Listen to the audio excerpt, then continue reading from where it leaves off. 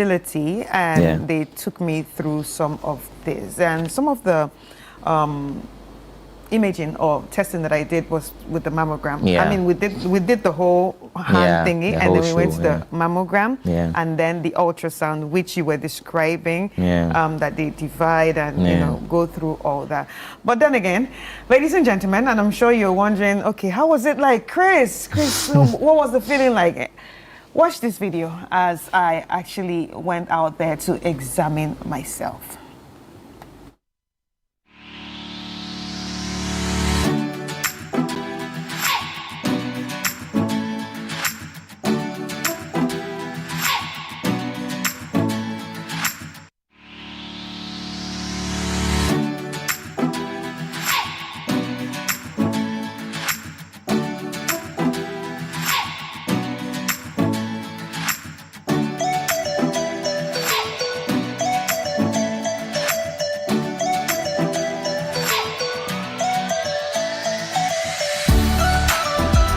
I'm on it. 3, 2, 1, go. So sorry. I'll buy you some shop. Okay?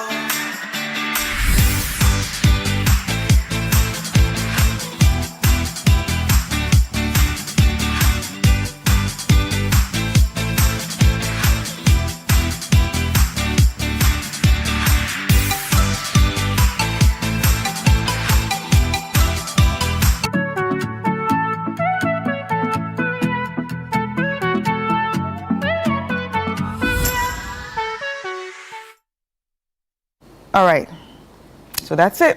That's me, you know, experiencing the whole mammogram examination. Yeah, how was the experience for you? Hey, Doc, you want me to? It's my turn to interview you.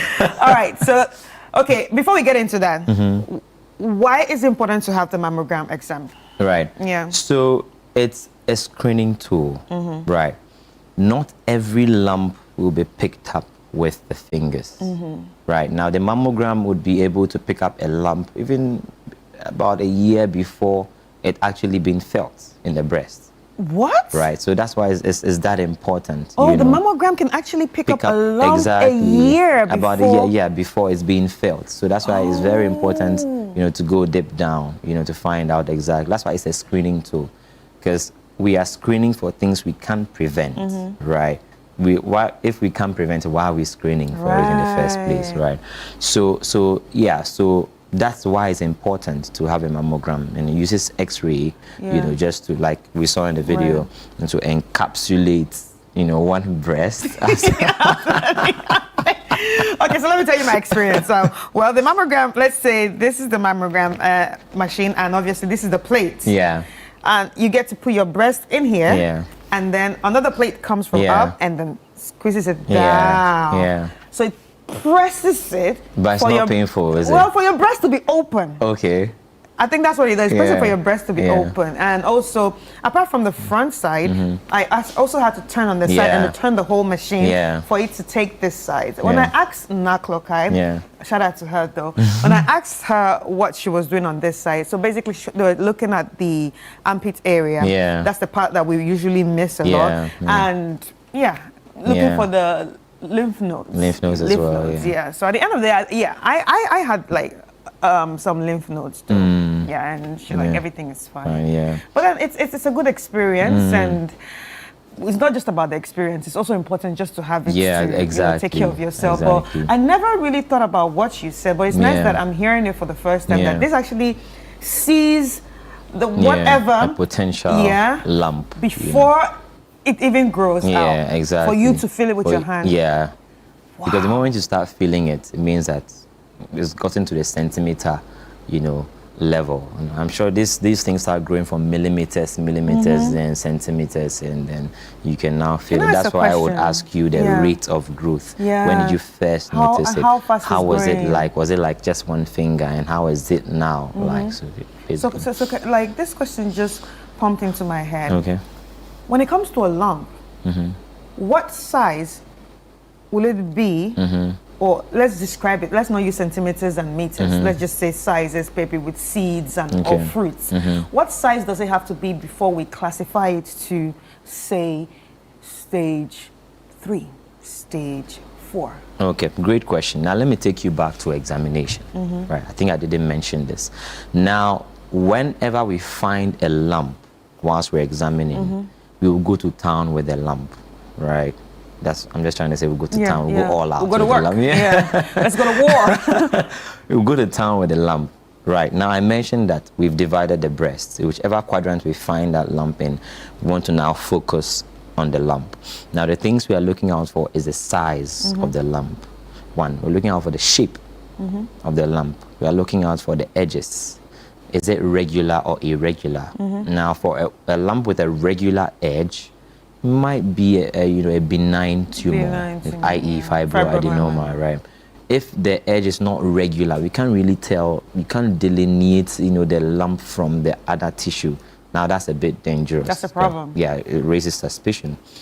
Now we are looking out for the consistency of the lump. Now, is this lump soft? Yeah. Is it firm? rubbery? Yeah. Is it hard? Yeah. Right, because you could have some lumps that are fluid-filled. I'm sure we'll talk about ultrasound. Yeah. That's where ultrasound comes in. So I'm feeling a lump. It feels like, there's some fluid within it. They will do an ultrasound just to confirm, right? And if you have a firm lump, it might be a fibroadenoma. But if you have a hard lump, that's, a red flag for a cancer, right? Now, we've looked at the size, the shape, the edges, the consistency. We want to look out for mobility. Is this lump mobile in both planes? So we want to move the lump horizontally and vertically whilst your muscles are relaxed. You also want to move the lump whilst your muscles are tensed, because if it's attached to the muscles, it would not. When you tense the muscle, it would not move. It will move. But if you don't tense the muscle, it would move. Right. Again, the eye sees what the mind knows. Right. Now I want to look out for attachment. Is this lump attached to the overlying skin? So pinch on the skin over the lump. If we can pick it up, it's a good sign, it's not attached. If it's attached, it's a bad sign, means it's possibly a cancer, right? We want to find out, is it attached to the overlying pectoralis major muscle, which is the chest wall muscle. We want to also move it on both planes, right? So these are things that we look out for. These are characteristics of the lump that would tell us, is it cancerous, is it benign, or is it just a cyst? So if it's cancerous, does the size actually determine what stage it is in? So when it comes to staging, right, that's where we go into, doing a biopsy. Right. So we want to do, aside the imaging, we want to take a piece of that tumor or that lump and want to look at it under the microscope, right? And that is going to tell us the name and the surname of this particular lump, right? Yeah. Now, when it tells us the name, it can tell us how aggressive it is in terms of the grade, right? Like now is it like the triple threat something? Yeah, so it could give an idea as to if it's responsive to some hormones, i.e. estrogen, progesterone. So that's where you hear the ER positive, PR positive, HER2 positive, and then the triple negative, which is actually very dangerous, right? And that's the one that said that a lot of black women get that. Yes, I mean, of course. I'm not very privy to that particular statistics, but it's part of the classifications. And so aside getting to know the staging, right? So we also want to do an MRI, might even come into play here, where you want to find out the rate of growth in terms of has it spread to other tissues, or a CT scan. People want to do a CT scan to find out, is there spread to the bones, to the lungs, to the brain, to the liver. You want to do some ultrasound of the liver. This is actually a lot. So you're actually looking out for the rate of growth, with that. So we have to stage it grade it before we talk about, you guys the do a lot kind of of work. treatments that you need as a person. Right? You do a lot of work. Well done. Yeah. But you talk about ultrasounds, and I also went through an ultrasound process. Let's check that out, and we'll have a little discussion about it. So you can send in your questions if you have any questions to ask me or the doctor. Yeah.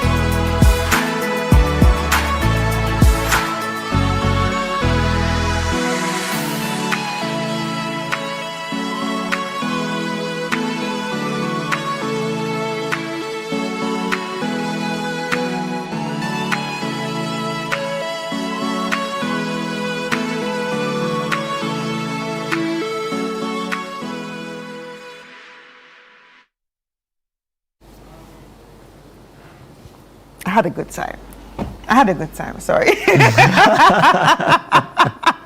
Well, you couldn't see my face throughout, obviously, because my breast was just in the air, and yeah, the radiologist was doing her thing, and of course, some privacy. A girl needs privacy, right? But then, I appreciated the whole explanation about the division of the breast during the ultrasound, because I'm a very curious person, and because my anxiety can heighten at some time, it can heighten sometimes. So my eye was on the screen when she was typing and then doing her thing. So I could see that, during the description part, she had to put the inner, the outer, the upper, like everything. I'm like, oh, this is what Doc was talking about. And then she actually had to focus on after going around those areas on the four corners, she had to, do the areola, she had to take her time though. It's actually very, very interesting, and also for the fact that you've explained why we need to do all this, and also explained that the hand is not enough sometimes. You need to go to the hospital. It's a very serious conversation that we just had, because a lot of times people say, oh, I've done it. But I do it every time. I do it every time. And let's be realistic. Not everybody does it every time. Yeah, truly. Not everybody does it every time. We mostly remember during October. And that means you must have missed maybe, say, 11 months of not knowing what your breast feels like.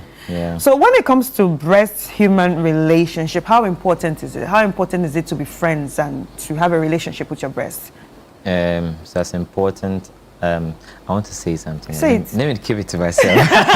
No, Doc, you can say it. If it's going to save lives. I made a statement by saying that if you don't examine your breast, for those who are married, your partner would, and everybody just tend to remember that a lot. Oh, and Kwame was so quick to ask a question on that, but it's important every month. You should communicate with your breast at least once a month. You know, because now if I hear you talk, even with my eyes closed, I know Chris Carter is the one talking. Because I've had, some communication with you, and I know how you sound, right? So you need to know how your breast feels like.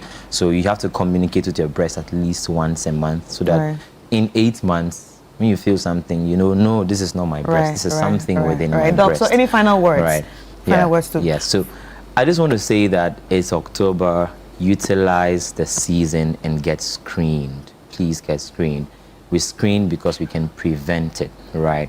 Get screened, get yourself checked. And one thing that scares people a lot is the anxiety that comes with doctors diagnosing you as, I'm sorry, you've got cancer. But I just want to let you know that if it's picked up early, there's treatments as compared to you ignoring it and rather presenting with complications of the cancer where it might be too late. So please get screened, go to any healthcare facility, check your breast monthly, even aside October, examine your breast monthly, get to know how your normal breast feels like, so that when you notice something different, you'd present to the health facility for further checks. And for those who are already living with cancer, don't let the diagnosis define you. You know, you are not alone in this. People have survived breast cancer, and I believe you can too. Thank you so much, Dr. Wisdom Effiong. That was so emotional. You're going to make me cry. But thank you. It's really nice, great having this conversation with you. And also a very big thank you to the Bank Hospital and also Naklokai, especially who's the radiologist that, you know, took me through it. She was gentle. She spoke to me when I asked questions. So go out there and get screened. Ladies and gentlemen, this has been Doctor in the House, and the doctor in the house was Dr. Wisdom Effiong from the Bank Hospital. My name is Chris Carter. See you next week, and please go get screened. Let's not talk about it again, okay? Bye.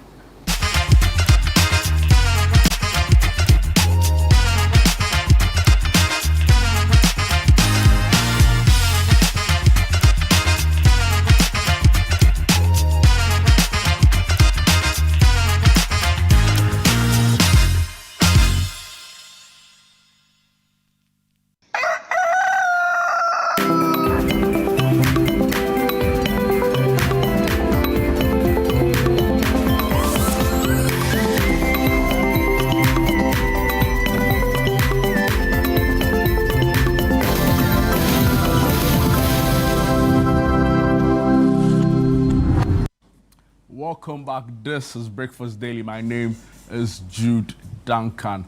We'll move on the conversation to a very important part of the show where we get to sit with old students of the famous, you know, Black and White at Disadel College. You know, it's always a pleasure having them in the studio, you know, to pick their thoughts or two on some really important issues coming up, and a very important project, you know, they've been preparing for their school. They'll give us all the details and more later on the show. They say they are either the first or the first. They'll tell us about it and more on the show today. Gentlemen, no, Charlie, you did form. No, you be big. No, our boss Bernard will say that you be big man. Yeah, you're a big man. Nene Agote is the vice president. That's correct. For the 2001 year group, and I've also been joined by Solomon. I hope I got the name right. Yes, Solomon Desewu, yes, who is also an executive, yes, with the general secretary for the 2001 year group. Guys, see, to begin with, I think that this Disadel has like the nicest school anthem. Probably like second to Achimota, right? Well, no, we are always the first. We have I saw it coming. We have not just the best. We call it school ode. Yeah. Okay. We don't. It's not just an ode. We also have the best campus ever in Ghana. In terms of the most aesthetics. Beautiful, exactly, yes. And At facilities. the saddle on the hill. So that's the school song. Primus, Velcum Primus. Yes. Alma Mater of great men, Santa Claus Yenso. Hail Adisco. It's okay. Charlie, you know, but you know, when you both sing the song, it evokes some. You know, I remember when you last won the National Science and Maths quiz, and at the University of Ghana Business School, then you guys were singing the song. It was like some spirit that come on the voice. You know? we call that the Disadel spirit. Interesting. It's a spirit that the founders of the school actually prayed to God. That the boys who will be raised from this school will carry this spirit with them. On the 4th of January 1910, the Archbishop of Accra, then Accra included Cape Coast, celebrated Mass. And then the Disadel Charter was signed in the Christ Anglican Church in Cape Coast. And that was the beginning of Disadel College. It was a deliberate attempt by the church, the mission called the Society for the Propagation of the Gospel. They are an Anglican mission. And this was in 1910? 1910. So it makes you one of the older schools. Oh, yes. We are going in the back country in March to celebrate our 116th anniversary. That's serious. That's, yes. Wow. Yes. Wow. So this is the spirit of Adisadel, which has been spoken about and written about. And we are happy to be living that spirit. I can tell from the excitement on your faces, but let me come to you, Solomon, right? It looks almost as though students of the school are more proud of the school when they leave the school, right? In the school, yes, they are happy, they are students, it's great and everything.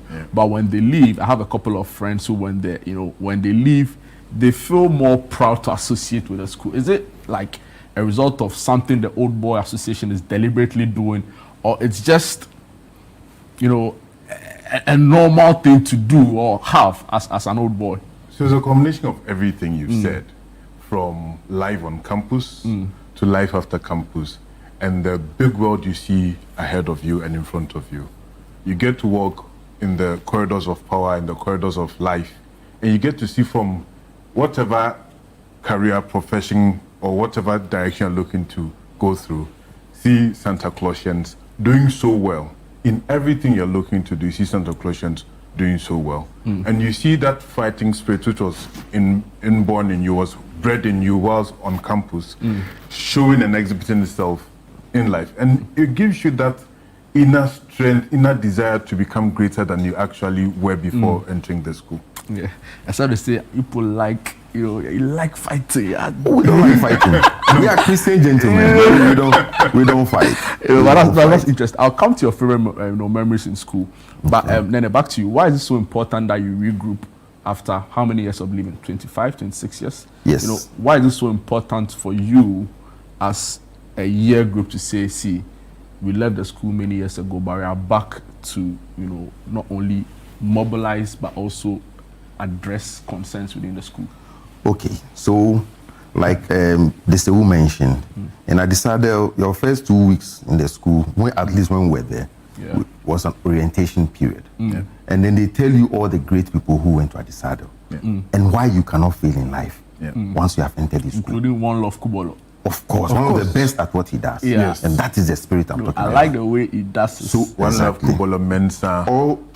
In every sphere of life, an Adisadel boy will give his best at what he's doing. And there are quite a number of them in terms of, I read that Buzia, for example, is a former old boy, right? No, Buzia, I think, was in infant Spain.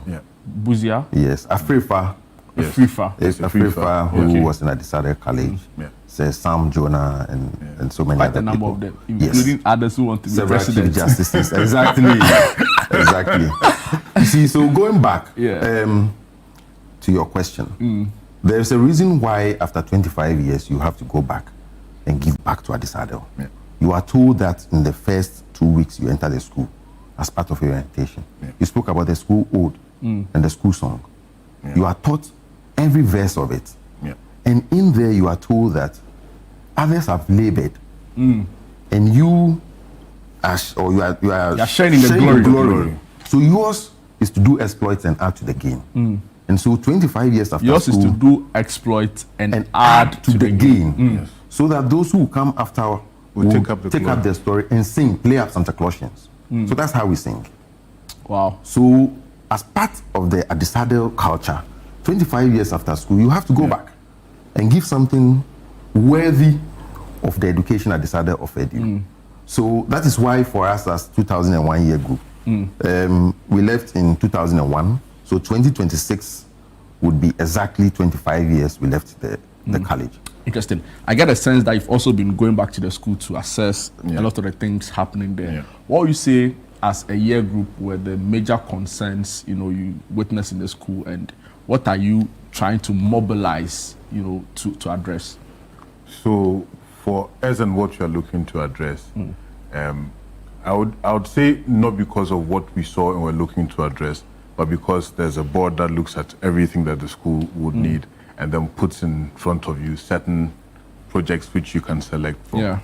And for us, we chose the Drury Gymnasium, which is an old gymnasium. It's an indoor basketball facility. At the time it was built, there was none in Ghana. I don't know if currently there's even an indoor basketball court in Ghana. I doubt it.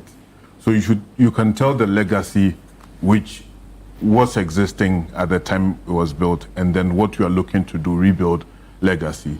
We are looking to revamp the Drury Gymnasium, make it up to state, up to standard, and then make sure that it can take more people, include other sports as well, like volleyball, besides the basketball, table tennis, tennis, several other things you're looking to do. Wow. And I get a sense that Adisadel is as strong in academics as in sports, right? Sure. Exactly. You know, and there are quite a number of, you know, national sporting figures who came through the school. That is so. Wow. So this is the project you are working on, right? Exactly. So. The remodeling of the TJ Drury Gymnasium. Who is Drury? Do we know? Drury was the last, or what I should say is past, the last white headmaster of the school. Yeah. Yes. So the gymnasium was built by the Chinese embassy as a gift to the school. Wow. In the 1960s. Oh, so you are strong internationally too. Exactly. Oh, yes. No, you dare from everywhere, my brother.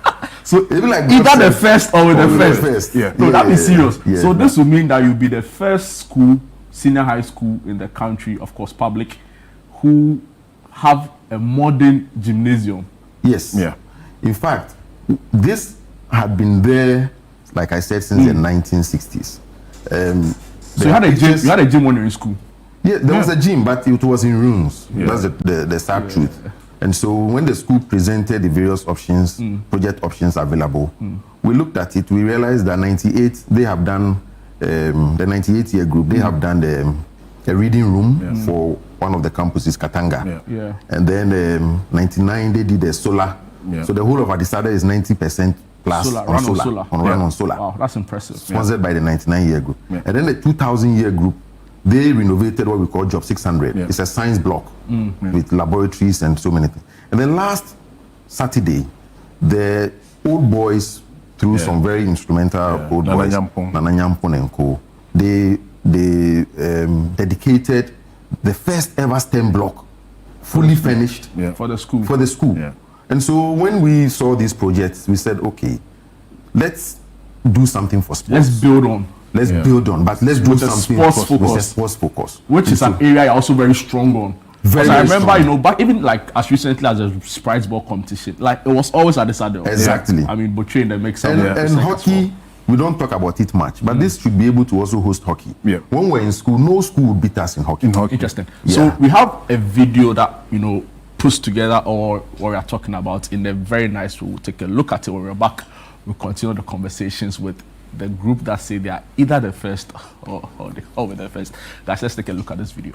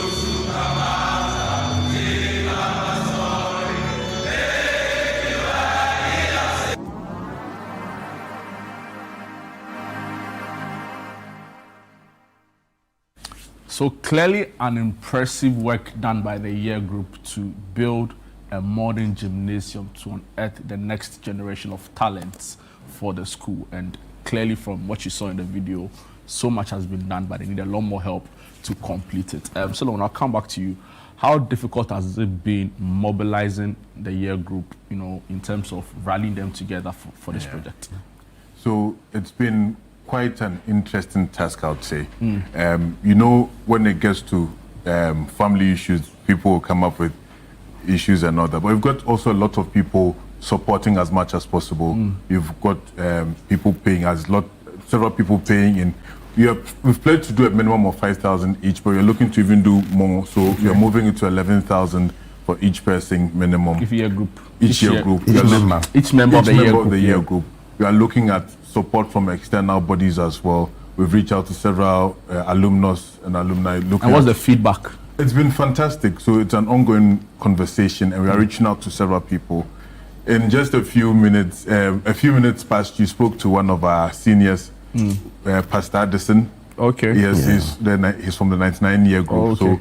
So what we say is, in our disco, we have something called the FAG Master, FAG. So that is your leaders at the time who direct you and push you. Okay. And so he's one of our leaders from then, and then we know he'll also be contributing to support.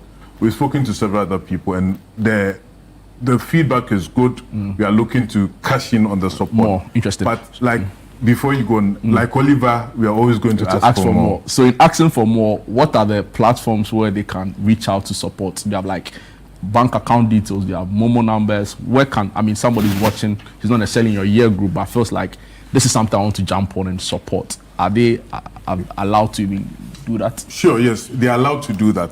But because we want to be able to track where the funds are coming from and engage properly, to be able to even say a thank you and all that, I'd be grateful if you'd call me in person or him. So I'd give my number openly. Yeah, you can mention it out. So my number is 0572 000 000 0572 000 People say 0572 million. Yeah, we'll put it on the screen, so I'm sure it'll watch. So let me come back to you, Nene. When are we expected to finally unveil this? Should everything go as planned? So on the 14th of March next year, that will be the speech and prize giving 14th March next year. By the grace of God. And is by the year 9 group a.m. that day hosting it? Yes, the year group is hosting speech. No, so 9 a.m. with the team of with the beautiful logo and the place. There's opportunity for that. I think it's only fair that we end with your school song, right? but absolutely spot on. I love the idea of this. Congratulations. Thank you very much. And to you guys, really, for showing leadership, in bringing a very group of stubborn boys. They say they are not stubborn, but they are not stubborn. Just like Mensa in everywhere, so of course. But the good ones outnumber the Mensans. Hail Addisco, hail Addisco, we shall never be beaten, we shall always bear the palm. And another the time to bear the palm. Absolutely. Others have labored, we share their glory. Ours is to do exploits and add to the game. Those who come after will take up the story. Absolutely amazing. Thank you, gentlemen, so much for your time. And that's all time will allow us for. If you missed any of this conversation, will be up on our YouTube channel. You can share the link really to other friends, attended the school, and tell them about the message, right? It's very important. Don't go away. We'll be back with more.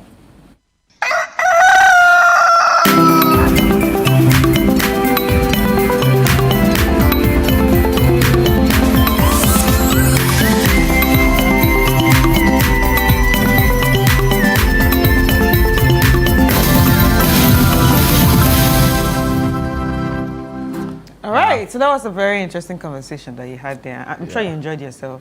It was fun to listen to. This adult is actually a very, I have a couple of friends from there, so it's easy to, talk to their student leaders on some of the big issues from there. And let me add that it was recorded. It was an interview that was had yesterday. I don't want people to kind of say, Charlie. Charlie. I don't have money. I don't have money. Change for every segment. I've not reached that level. Anyway, so yeah. But I want to say a very big thank you to each and every one of you for joining us today. It was a wonderful show, and I hope you enjoyed it too. And I'd like to remind each and every one of you to go get examined. It's still the Breast Cancer Awareness Month, so a lot of the health facilities have discounted their price, and some are even doing it for free. So go out there, make use of this opportunity and get examined, because the earlier something is detected, the better, because it can actually save your life, okay? And you can have a normal life after the whole thingy. But then again, Jude, do you have women in your family? Have you told them to? Yeah. I mean, I share with them the conversations you have on the segment, Doctor in the House, on Sundays and Saturdays, to have health conversations on some of these things. I put out the link, for people to share the link. Charlie, share the thing. Like, why won't you share it? Yeah. So it's important, right? Because we need to create awareness, and there are a lot more people out there who need to hear the word. Yeah. And I want to say a very big thank you to the doctors that have come through, even the survivors that have also passed through on the show, to talk about their experiences. And if you think it's not serious, remember that 1 in every 6 women. Was it 8 or 6? Well, it was 8 that I read, but an updated statistic is now 6. That's serious. Yes. So 1 in every 6 women can actually get breast cancer. That is a lot of numbers. So let's be proactive with our breast health, and please have a relationship with your breast. Anyway, tomorrow promises to be an exciting day because it's Friday and we are bringing you a banger when it comes to the show. The show actually started with Nana Tufo Boateng. My name is Chris Carter. My name is Jude Duncan. See you tomorrow. Bye-bye.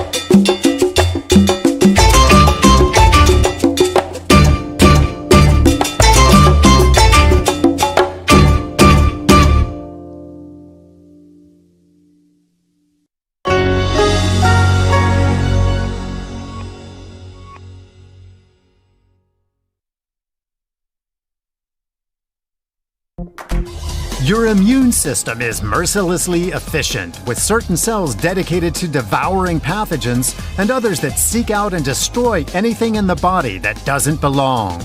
But sometimes your defenses get confused, sounding the emergency alarm even with harmless intruders like dust or pollen. Or they attack your own organs like the skin or thyroid. Felice's immune response was so extreme that he almost suffocated, to his mother's horror. I was thinking, we're not going to make it. Could the mystery allergy be stopped? That and more on In Good Shape.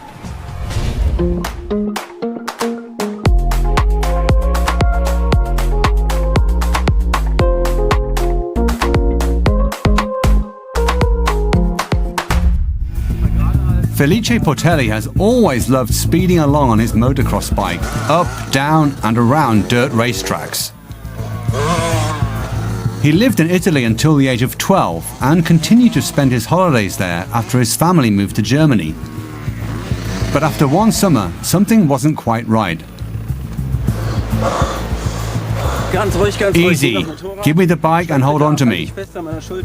After the vacation in Italy, he said, "Mom, I don't feel good." He couldn't breathe properly.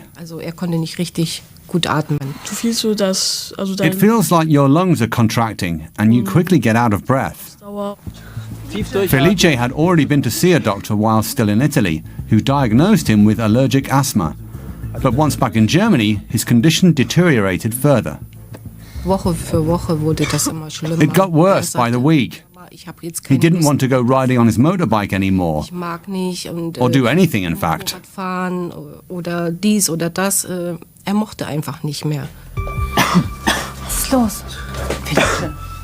His concerned mother called the family doctor, who didn't consider things to be dramatic. He advised her to increase the dosage of Felice's asthma medication. But he didn't get better. On the contrary. He started coming home early more often, or not going to school at all, because it was too much. Eventually he grew so short of breath he couldn't even walk up or down the stairs. Until one fateful night, his father was out at work while his mother Mandy was already in bed. Felice collapsed in the bathroom.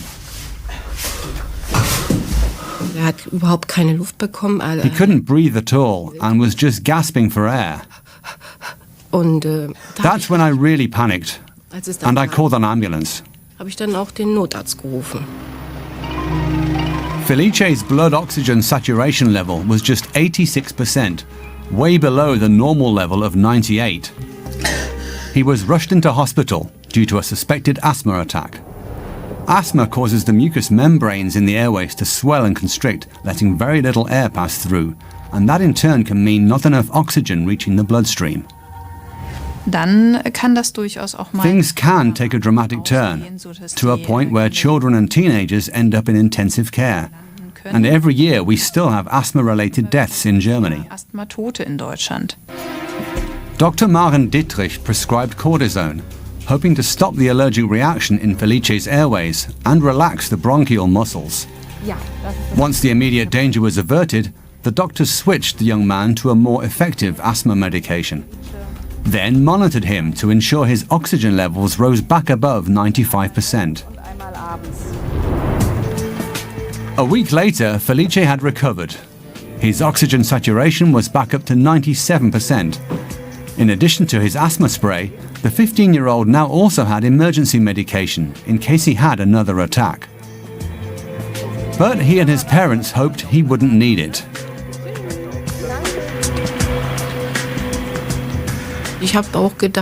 I thought, okay, it's over. Things are looking up again. Felice! But just a week after Felice came out of hospital, the nightmare resumed. One morning his mother found him in bed, gasping for air.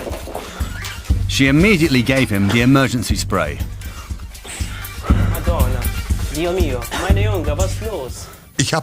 I started crying. It's my son we're talking about. That same morning, she took Felice to see a lung specialist. But he couldn't even manage the few steps up to the entrance of the practice.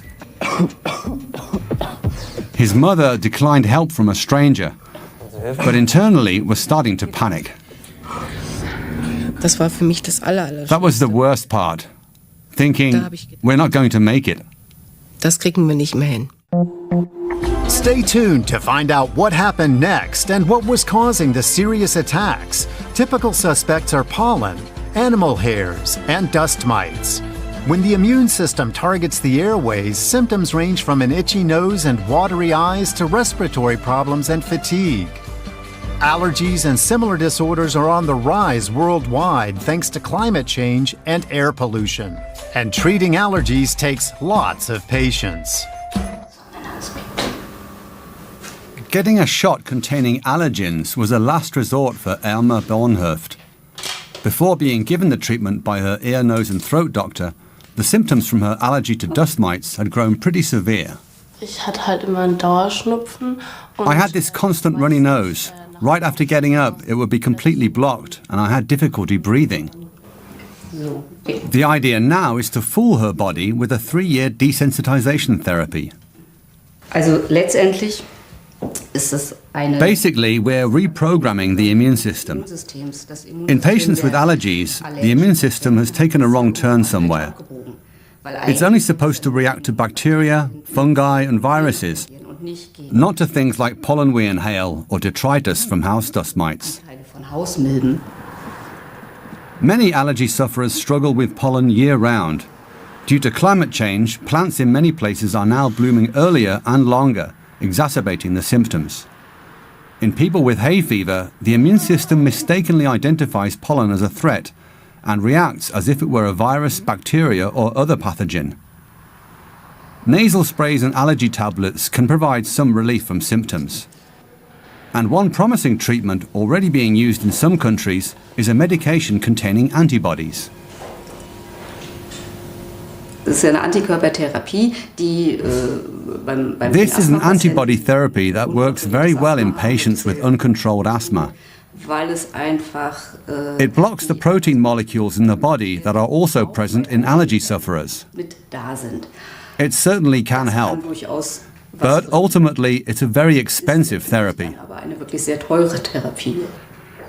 A single injection that can potentially relieve symptoms for an entire hay fever season.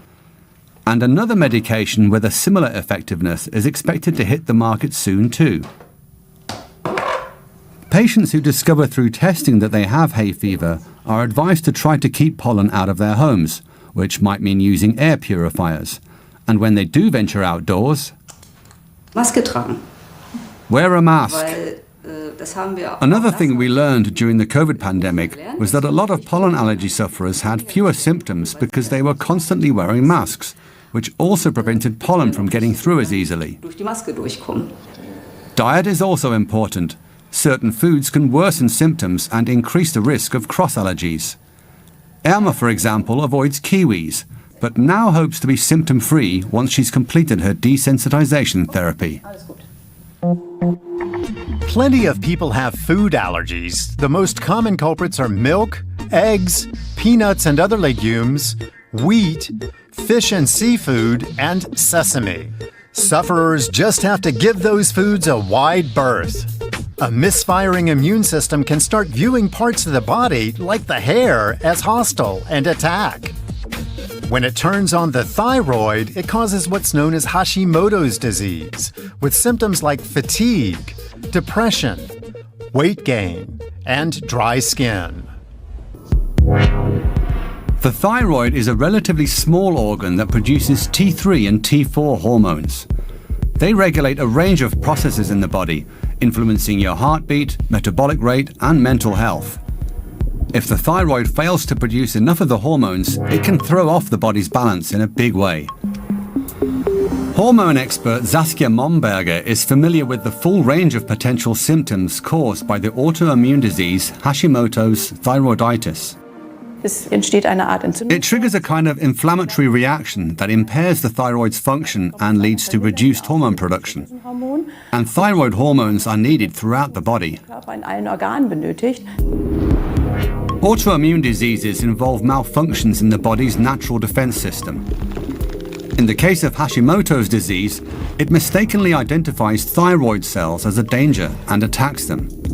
That causes the organ to grow chronically inflamed and produce fewer hormones. Blood values can reveal whether the thyroid is still functioning, and if so, how well. The concentration of freely circulating T3 and T4 hormones is a key indicator. Special antibodies are also analyzed, such as thyroid peroxidase antibodies, or TPOs. This is very important for diagnosis because if antibody levels are higher, I know why. It's in black and white. And the specific antibodies connected to Hashimoto's have a greater impact on the body than previously thought, says endocrine surgeon Volker Fendrich.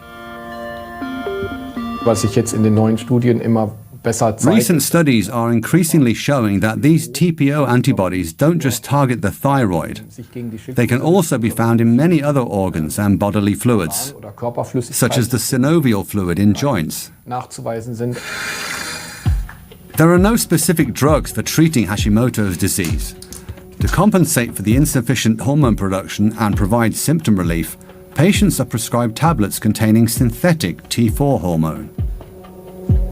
The problem is, while blood values, thanks to the tablets, then appear normal, many patients, like Johanna Orlenska, still don't feel any better. They say the blood values are fine and within the normal range, and then my doctor says there's nothing more he can do for me. For years now, a range of supplementary therapies have been under consideration for treating Hashimoto's. One is the trace element selenium, taken as a dietary supplement. Selenium was recommended a few years ago because it was thought to have a generally positive effect on inflammation, especially with Hashimoto's. But those initial studies haven't really been replicable, and we no longer recommend it in our department. For a long time, it was thought the trace element iodine might aggravate Hashimoto's or even trigger it. That was based on a study from Asia, where it appeared that high iodine intake led to a greater prevalence of Hashimoto's. But this hasn't really been confirmed over here in Western Europe, at least.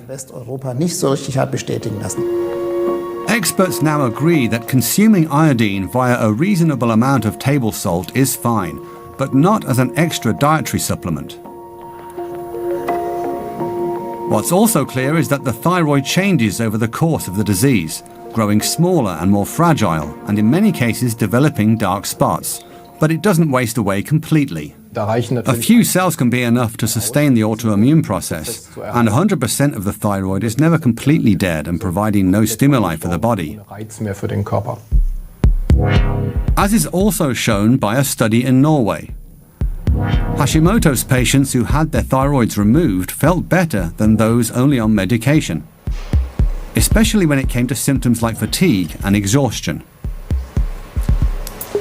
The researchers concluded that removing the thyroid stops the autoimmune process because the body no longer receives the stimulus to continue producing these antibodies. Surgery, however, is still more the exception than the rule. Removing the organ is only recommended in very severe cases where medication simply doesn't help. We're waiting to hear from you. Are you always stressed and worried it's damaging your heart? Thinking about quitting smoking, but not sure how? Maybe you just want to eat healthier. Or you're looking for the right workout to ease back pain. If you've got a health question, In Good Shape has the answer. Just drop us an email. Our skin cells usually regenerate around every 4 weeks, but in people who suffer from psoriasis, they renew in just 6 or 7 days, leaving the skin red and covered in scaly patches. Another case of the immune system going haywire. And the itching isn't the only thing patients stress out about. Many also feel embarrassed and worry about social stigma, raising their stress levels and lowering their self-confidence even further. Going out in a short-sleeved shirt used to be anything but a walk in the park for Inken Junge. She felt insecure because it seemed like people were staring at her. Since childhood, she's had psoriasis, a skin condition that took her years to get under control. It really hurts your self-esteem, people wondering what it is. You try to cover up the plaques so you don't give them a reason to make fun of you or say you look like a fish or whatever. That feeling of being ostracized made Inken Junge develop a hostile attitude toward her own body, a phenomenon known as self-stigmatization, with consequences affecting her to this day. I definitely became very sensitive and anxious. And I still struggle to really trust people and to believe that someone might find me beautiful or that my partner accepts me as I am. A psychological impact that is common among people with visible skin conditions. Some develop anxiety disorders, even depression. In response, dermatologists and psychologists in Hamburg have teamed up with patients to develop the Skin Compass program, a kind of online self-therapy aimed at improving mental health. We have a lot of patients affected by social phobias, so for them, starting with a more anonymous, low-threshold program is especially appealing. 300 patients with conditions ranging from psoriasis and eczema to alopecia areata or spot baldness were invited to test the program. One of them was Inken Junge. The Skin Compass provides information and poses questions a therapist might ask. practical exercises help participants develop a more positive view of themselves. Die Fragen gehen vor allem darum zu sehen, welche. The questions are mainly about identifying the triggers of critical thoughts, how it feels when I have those negative or self-critical thoughts, and how to cope with them better. Wie man damit dann eben besser umgehen kann. When Inken's feeling down, she turns to an exercise from the program. Atme nun langsam ein. Stelle dir vor, du atmest die gesamte nervöse Energie aus. Dass ich einfach wieder ein bisschen It helps me reconnect with myself and with reality, and to move forward feeling stronger. Gestärkt wieder, ja, weiterzugehen. Taking effective medication has made Inken's skin mostly plaque-free, except for a few patches on her scalp. And her mental health has also improved a lot, thanks to therapy and also the Skin Compass. In a large nationwide study, we're seeing less self-stigmatization among patients who participated in the program. Their acceptance of the condition has improved, as has their attitude toward their own body. And we're seeing a decrease in depression rates. A further study will take a more in-depth look at the program's impact. For Inken Junge, it's already made a difference. There's a newfound confidence in her stride, and most importantly, she's happier. Psoriasis is still a part of her life, but no longer the defining one. Exactly why some people have overreactive immune systems is still unclear, which stands in the way of developing cures. Cortisone can reduce inflammation while other drugs suppress the immune response. If there's a specific known trigger, obviously it helps to avoid it. But what if the cause is unknown? Back to Felice, whose severe asthma attacks left him gasping for air, his life on the line, his parents beside themselves, and the doctors running out of ideas. Mandy Portelli had rushed her son to the doctors after he suffered another asthma attack. His oxygen saturation was measured at just 48%. Lung specialist Hazan Bali was shocked, as an adult with that level wouldn't even be able to stand. Plus, the blood gas analysis was clearly abnormal, pathological. He had severe oxygen deficiency, unusual for his age. But was it really being caused by an asthma attack? Dr. Bali was skeptical. After listening to Felice's lungs, he sent the patient for an X-ray to clear up the mystery. And after viewing the resulting images, his doubts were confirmed. There was a shadow on the lung. It was looking like something worse than asthma. The doctor sent Felice straight to hospital. The specialists there were surprised to see the young man back so soon with another asthma attack. But when paediatrician Maren Dittrich checked the X-rays and examined the young patient, she too realized that something was not adding up. This time there was also a diminished breathing sound, and now he had audible crackles, which doesn't correspond to bronchial asthma. So, what was it? Maren Dittrich presented the case at the team's daily conference the next morning. And as she and her colleagues pondered the possible cause, it dawned on them that it could be direct damage to the lung tissue. A type of what's called interstitial lung disease, or ILD, where the delicate tissue of the tiny air sacs gradually becomes stiff and scarred. This leads to less and less inhaled oxygen reaching the bloodstream. If the scarring process is not stopped and it spreads, it can become too late to save the lung tissue. Complicating matters was the fact that ILD can have over 100 different origins, ranging from undetected bacterial infections to autoimmune diseases where the body's defenses attack the lungs. To narrow down the list of suspects, the doctor first performed a bronchoscopy, looking inside the tiny passageways of the lungs. She also flushed them with a fluid that was then sent to the lab for analysis. And finally, a breakthrough for the young patient, as the pediatric pulmonologist found something suspicious. We looked at the cell composition and found a pronounced lymphocytic inflammation. ausgeprägte lymphozytäre Entzündung gehabt. In other words, an allergic inflammation of the lungs that often arises from external sources, such as inhaled dust or mold spores. Maren Dittrich finally had a lead. But which substance exactly was triggering the response? Weil wir ja auch wissen wollten, gibt es irgendwelche... We wanted to know about any potential sources that could be triggers. Also mögliche Auslöser. Whether he had been in contact with certain noxious chemicals. Noxen gehabt. From inhaling glue, for example. Weiß ich, von mir aus Klebstoff inhaliert oder sowas. Hallo. It was pretty clear that Felice had not been inhaling glue, whether in Germany or while he was alone on holiday in Italy. But what about contact with other chemicals, like solvents in paints and varnishes, or wood dust? Every clue now could be crucial.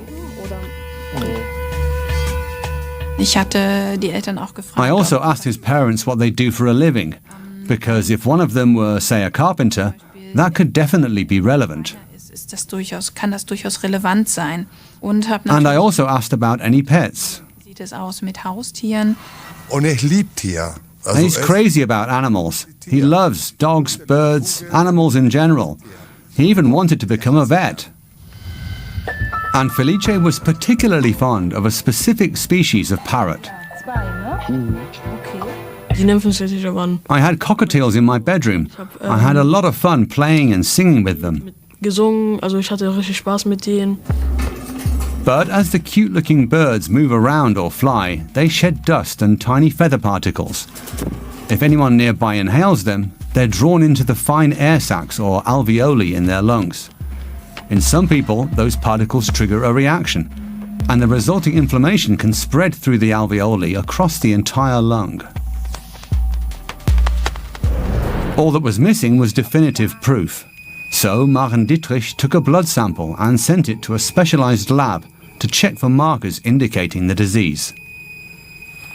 Das Ergebnis aus Bonn sagt, he had significantly elevated levels of immunoglobulin G for budgerigar feathers, canaries and parrots, which absolutely matched our findings. Und Papageien, was absolut dazu passte.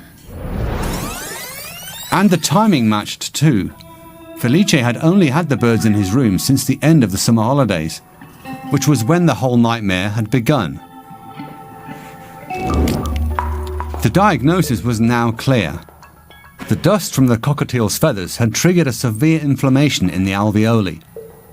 Felice was suffering from extrinsic allergic alveolitis, also known as bird fancier's lung. Fortunately, that's a disease that responds well to high-dose treatment with cortisone. While Felice could now look forward to recovering, the bad news was that he would have to give up his beloved pets.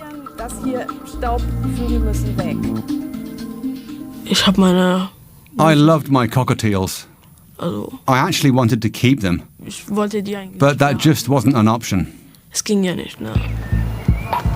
Felice could at least look forward to riding his bike again.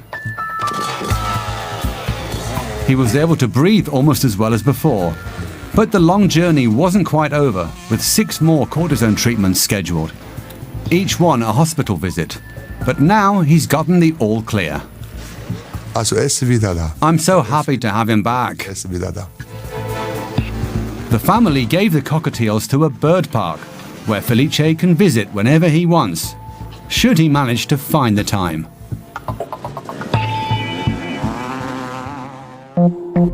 All's well that ends well. See you next time.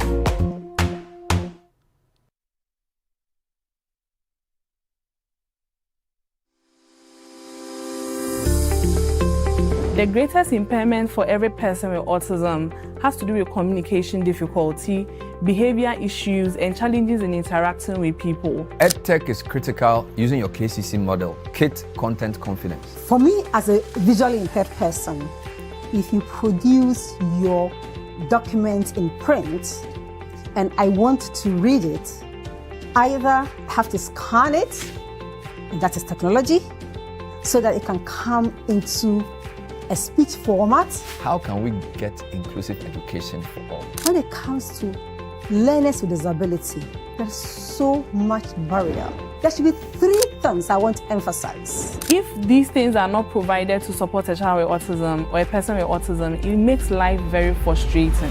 It will enhance their social interaction through virtual meetings. Watch EdTech Mondays on Mondays at 7 p.m. Brought to you by the Mastercard Foundation in partnership with Mest Africa, only on Channel One TV.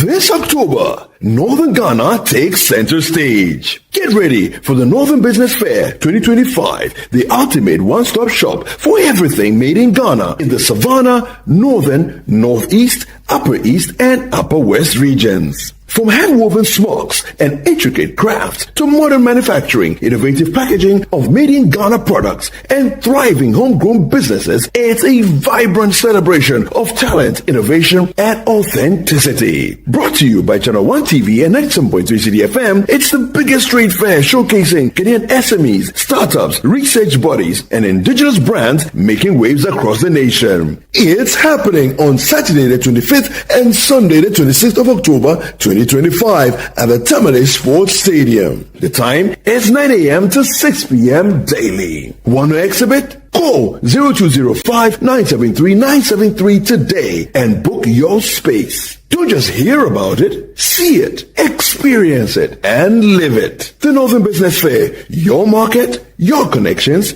your growth. The Northern Business Fair 2025 is powered by Channel One TV and 97.3 City FM and is proudly sponsored by Ecobank, Side Hustle, the Ghana Enterprises Agency, the Ghana Export Promotion Authority, and supported by Caxstone Records.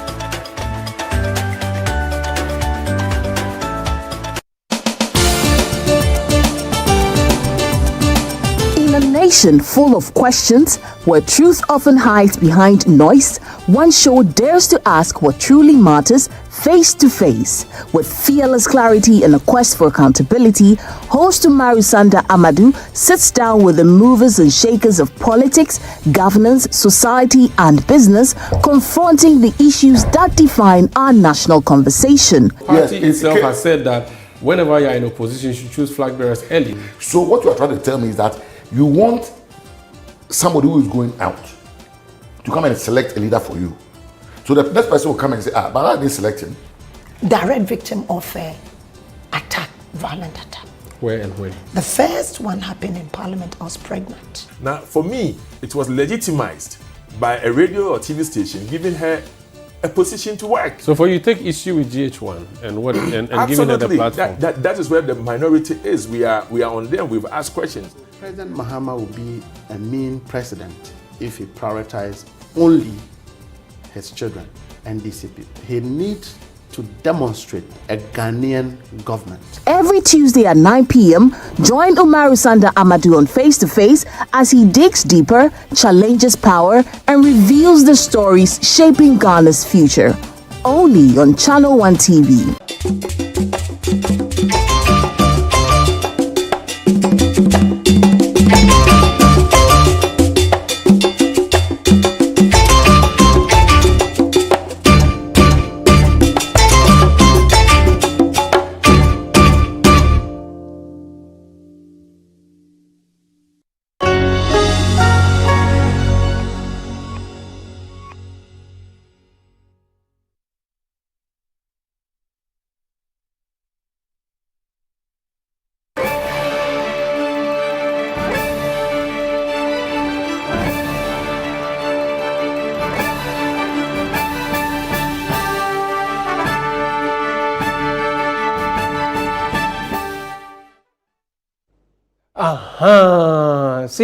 See, where's the Mahama? Where's the Mahama? Come and see something. Oh, you there? Come and see, Keke. You're still in China or you're back in town? Come and see.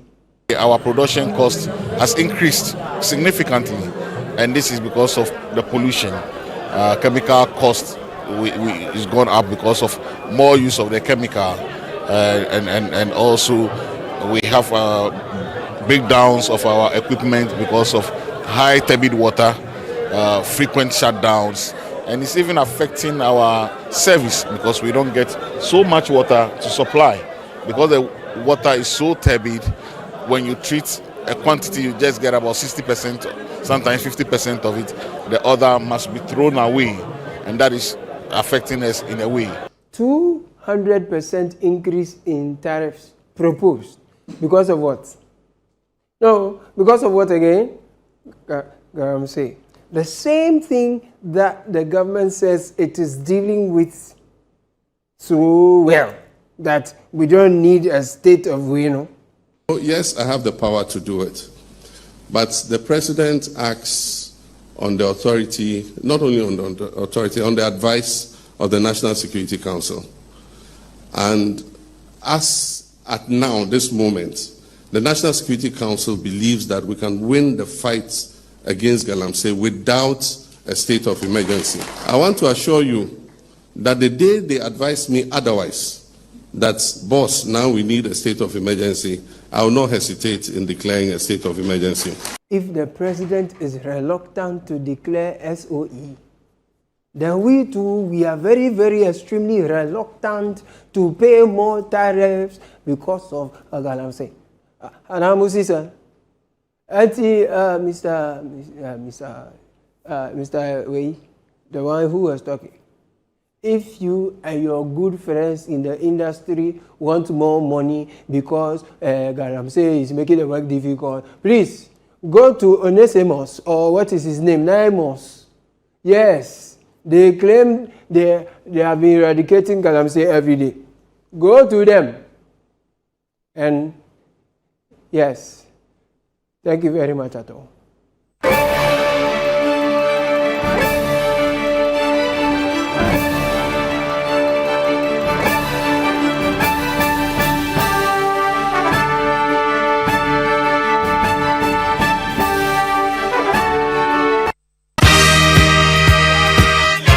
The alumni of Sweeter Secondary School, SWESCO, invites you to the annual All-Year Group Awards and Dinner Dance. Relive the memories, reconnect with friends. The Old Swesconians Annual Year Group Awards and Dinner Dance is here. Join us on November 1st at 5 p.m. at the beautiful Channel 1 TV Gardens in Tesano. For just 500 Ghana cedis per head, enjoy an evening of dinner, music, and nostalgia. Don't miss the reunion of the year. The Old Swesconians Annual All-Year Group Awards and Dinner Dance is on the 1st of November 2025 at 5 p.m. at the Channel 1 TV Gardens. Contact your year group or chapter president and get your tickets. Sempercum Optimus, always with the best.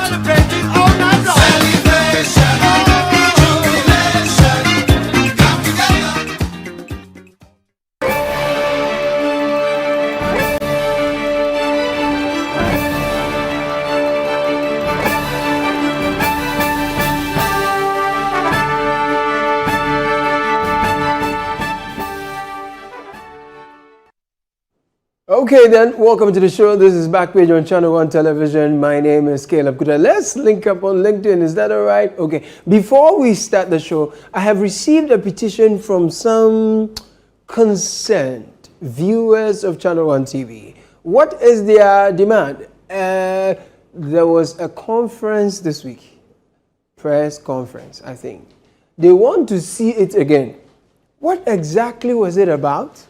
It defies logic and a sound reasoning that the Honorable Minister, who considered a $50 million network upgrade by Telecel, though the source of funding remains unclear, after the supposed consolidation as sufficient to sustain both companies, you dismiss $150 million initial 1 year investment and up to a total of $1 billion over the next 5 years.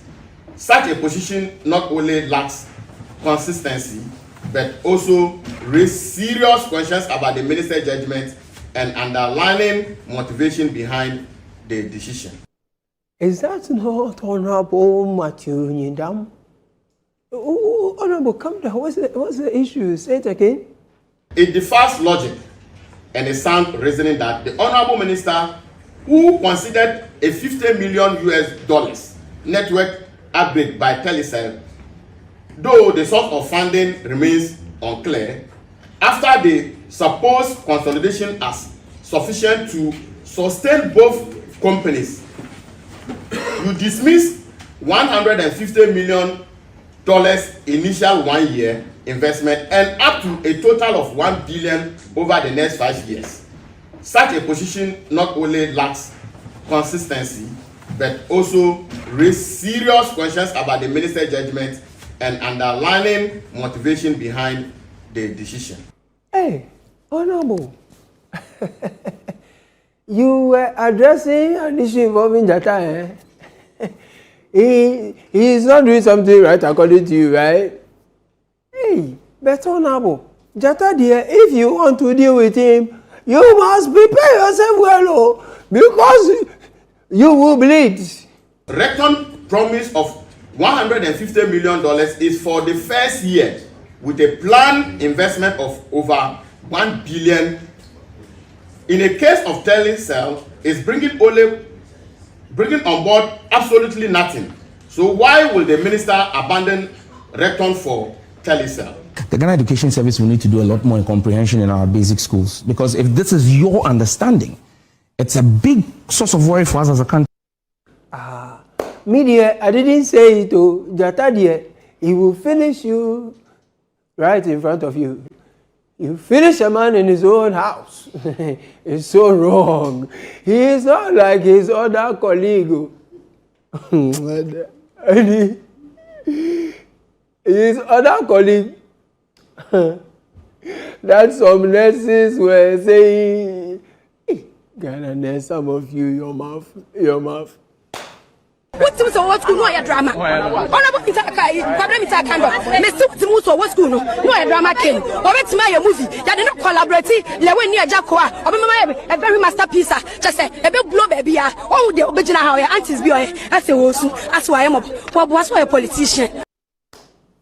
You see, I understand. They say that hunger can make you angry. That is why some wise men once said that a hungry man is an angry woman. Oh, sorry. A hungry woman is an angry man. What exactly did I say? Sorry. But like, you just you understand. A hungry man is a madman. But, sorry. What are you doing, Kela? But you see, anytime you go to the hospital and first, if you see nurse, read her face. No, some of them have not been paid. So if you see the nurse, first of all, he said, me not pay here to Awuka. Me please, are you ready to provide health care? Because if you don't know, the health minister, look at the way they have super him. If you don't know, you go and meet a nurse on her wrong side. Don't try it. What's what school? No, drama. Honorable problem is kind of. Mr. What school? No, drama came. Or it's my movie. You did not collaborate. Lewen near Jacoa. Or a very masterpiece. Just say a big blow baby. Oh, the original how your aunties be. I say, that's why I'm up. What was why a politician? They say that she's from Ken Council or something like that, and people are saying all kinds of things I can't repeat. Hey! I can't help. So Saturday, I was there, then I read a letter that said the Ghana Health Service has invited the Drama King Ness, the Drama King Ness, for questioning over her unprofessional conduct in the demonstration. I mean, you have the right to demonstrate, you have the freedom of speech, but the freedom after speech, you have to go and answer. But first of all, like when I read the thing, I said, well, Ghana Health Service. When I read that, this thing they have written, the Ministry of Health will issue a statement right now and say, the Minister of Health, out of the abundance of the goodness of his heart, has intervened. I didn't finish saying, then another letter dropped. The minister has appealed to the service to temper justice. Just say, settings. Oh boy, you tell the people to issue the statement that you do like this. Hey.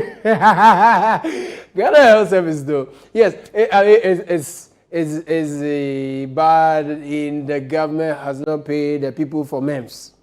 Okay, she has disrespected the minister. It was unprofessional. You want to handle it? Okay, why put it in the media? If you truly and really wanted to deal with it, invite the person, spell out things, give her a warning or whatever. But that thing, settings, hey, reset, the Reno has become Reakoto. I can't settings in anyway, so yeah, the minister says, that is the health minister. But if you people go to my friend in the communication minister, that one there, the health minister, he says that, look, he has had to seek cabinet approval to sort out the next, blah, blah, blah, blah, blah, blah. About 6,500, that will add up to the 7,000 already being paid, making 13,500. That allowance, that's over 6,000. Cabinet has approved that with immediate effect, starting from November, the Minister for Finance must pay them. And I have in my hand the letter to that effect. Okay, let's pay them all. Let's employ those who are home. Let this matter to sleep. I heard one of the newspapers this week said, Honorable, pay them and stop the tobe. I loved it. Pay them and stop the what? Tobe. Now, why did the minister say he needed cabinet approval? Now, they already, this is an argument from the minority. Why did the minister have to come and say that they have made, he is seeking cabinet, blah, blah, blah. Their government, they made budgetary approval. Just say. For political reasons. They did not extend this for political reasons. And then 10 months down, they faced an embarrassment where the students or the staff went on a public agitation, demonstration, to draw your mind to this clearance and the need for extension. Embarrassing enough, you are saying that you've taken it to cabinet for an approval. What sort of cabinet do you have to take for an approval when you have a clearance already? You're throwing that in the eyes of the people. So government created a mess.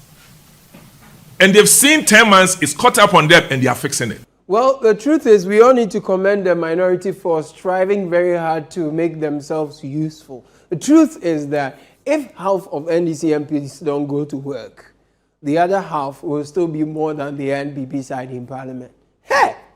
That is how bad the thing has become.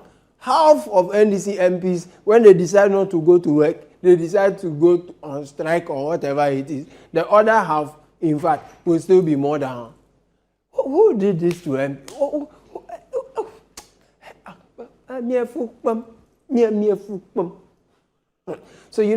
it's good to see that the minority, every now and then, they hold press conference.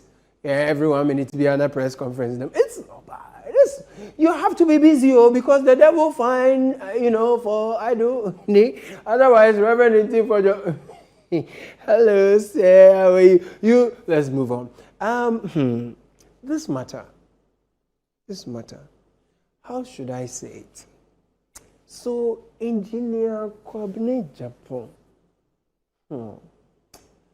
I mean, Krabiane, that song. That song.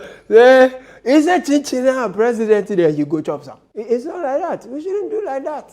But Honorable Kwabene Japan engineer, it looks like if you don't have money locked to you don't have. Because how can destiny seem to place you on the ballot paper where you belong?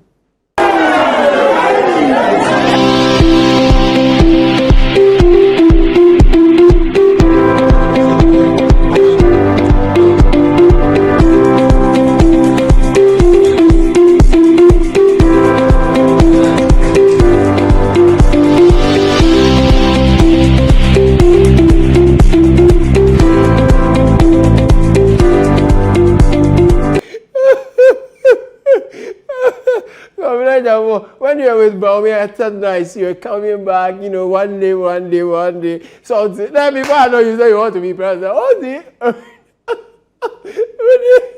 The little money God has blessed you with, you manage it for the Chiliba others. That's used You know, let's use it to change something more practical. He said that you want to be president. No, now the ballot to you are number 5. Anyway, number 8 cry has broken the 8. How much more number 5? More of them. Give me high five. You don't have to be president to have made a mark, okay? Yeah. Now, those who have money have been talking. Hey, this country, if you don't have money, it's your money and how you can talk. Oh. Hey, they say they have confiscated the steer. They have put. Hey. I went to Kowa yesterday and I told them that nobody should go and sit in an asin for Suka. The car is not going anywhere. And nobody should sit in a Wale car. Car no, Wale car no, Magistiano, and Kobedia. I mean, these are things that you can say and they do not hurt. You know, saying that Maji Wale car Stiano, and Bianco Floa, my two front seats in the crack. It's nothing that, you know, people, even my opponent will hear it and laugh about it. Wow. A Batifi bus upon bus. He said he has taken the steer. And as for the same bus, they shouldn't enter that bus. Bus, my brother, bus. In fact, I want to say away bus. But let me disembark from this bus. The Nigerians, if I say bus, they won't understand. So let me disembark from this bus. When I return shortly, there's Sawa Brunio, Kosho Brunio, Sawa will be here. Because square, screw, it's all right.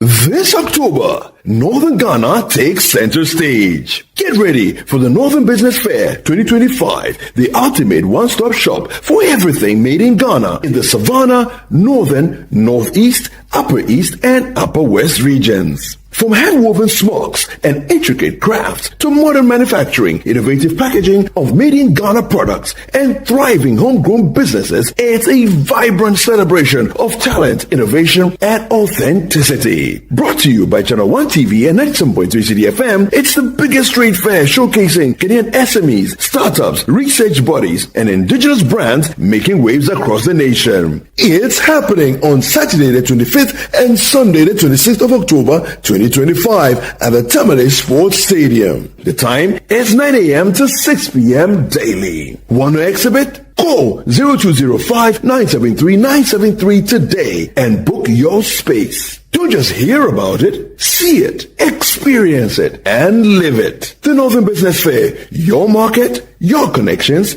your growth. The Northern Business Fair 2025 is powered by Channel 1 TV and 97.3 City FM and is proudly sponsored by Ecobank, Side Hustle, the Ghana Enterprises Agency, the Ghana Export Promotion Authority, and supported by Caxstone Records.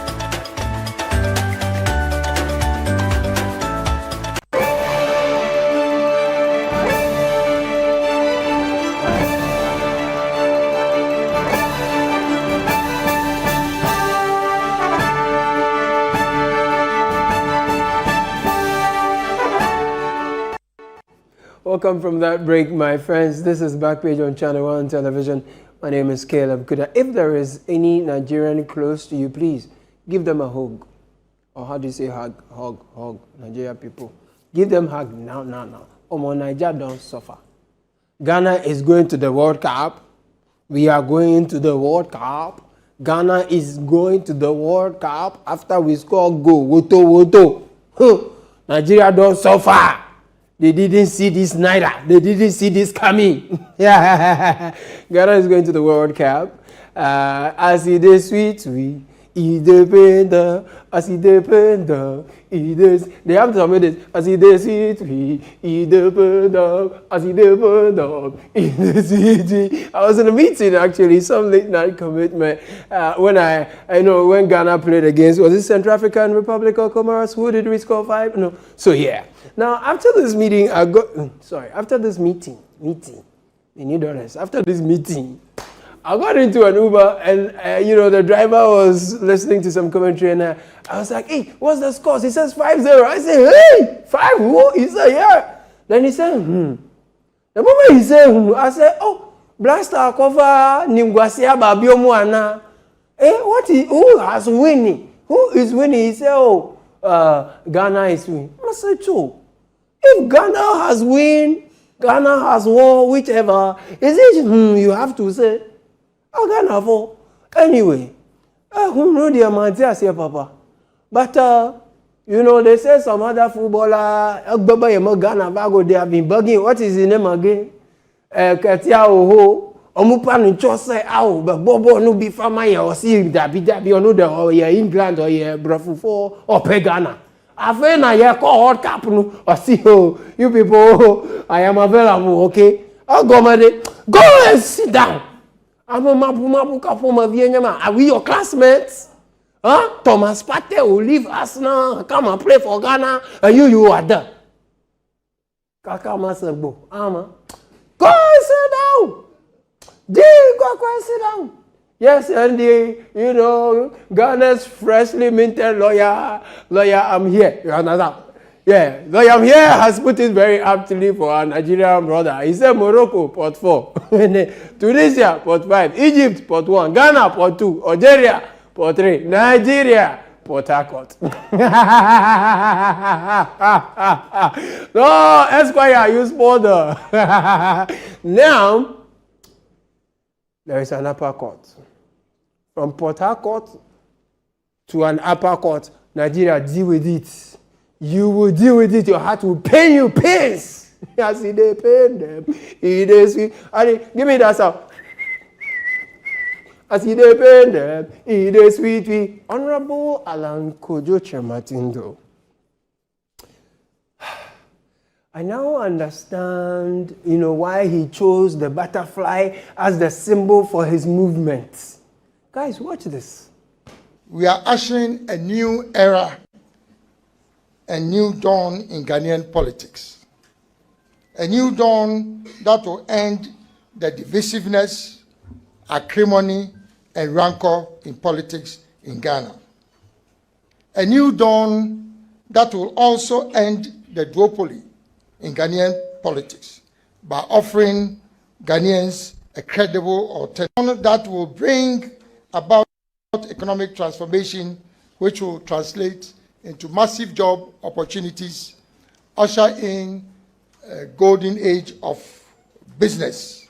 So basically, Chief Alan says, Sankofa Yenchi, he hurried to become a butterfly.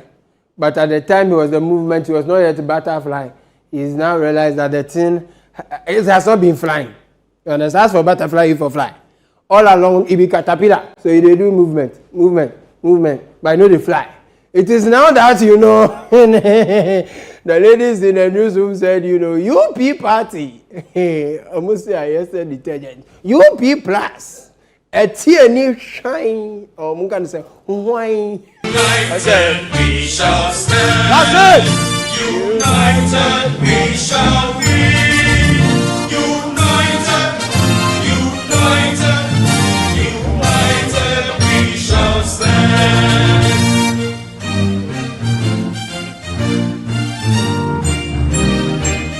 For Ghana we shall fight. For progress we shall strive.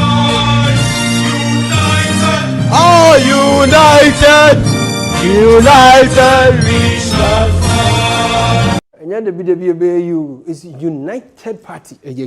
United Party. United Party. Yopo. Osaka Cry Sibebre. Chief Alan. So Chief, if you come back to MPP, then it will do what?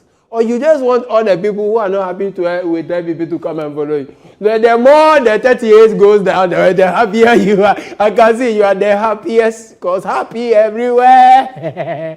For Baumia, Ken, the luckiest. In meetings, we seem to play a lot. Chief Alan. In this country, Ghanaians, we are very light-hearted. We play a lot. But honestly, we are very, very serious people. Okay? Thank you. Dr. Baumia and Dr. Brian Champon have been campaigning. And they've been doing that. Media me ubia me pen kabom pa eninti me ye me campaigner me nkasanti ya ubia me mbo ubia din me ndidi ubia tem me chirema dwin keke ema mo enti udidi ubia tema mu wie election na wo se beboa me a obeba omba enti me kase ubia o kasa mami onsusu nkasa man di ubia tem me so me pese me wia mo di franka ane chemensa me ka menu anuma me ne omo ekwa kansi ni nyina me ka omo nyina abom na etimi akoiko G2 no ewo ye election mo. I also assured party people that the key areas that I will focus on should we win power, and also as part of my campaign messaging will be on jobs. And ask them to look at what I have done for myself in the private sector, and I will be able to leverage on that with government policy to create more jobs, meaningful jobs for young people. Hey, Doctor Association, Steer and Steer Association. No, they say no. The campaign is campaigning. Delegates will be rich. As for the delegates, whether it's economy broke, economy no broke, the day inside. But did Connect this week? I think I heard him say he never would have accepted the defeat. He would have waited for them to finish counting, brother. Whether they finish counting or not, honorable warrior. Now team process. Yes, team process. Are you in classroom? Are you in California or you're in Ghana? This week, maintain process income. Hello? Process. Absent. Oh, okay. Honorable, are you in classroom? Are you in the classroom? Honorable? Hello? California? See you in classroom next weekend.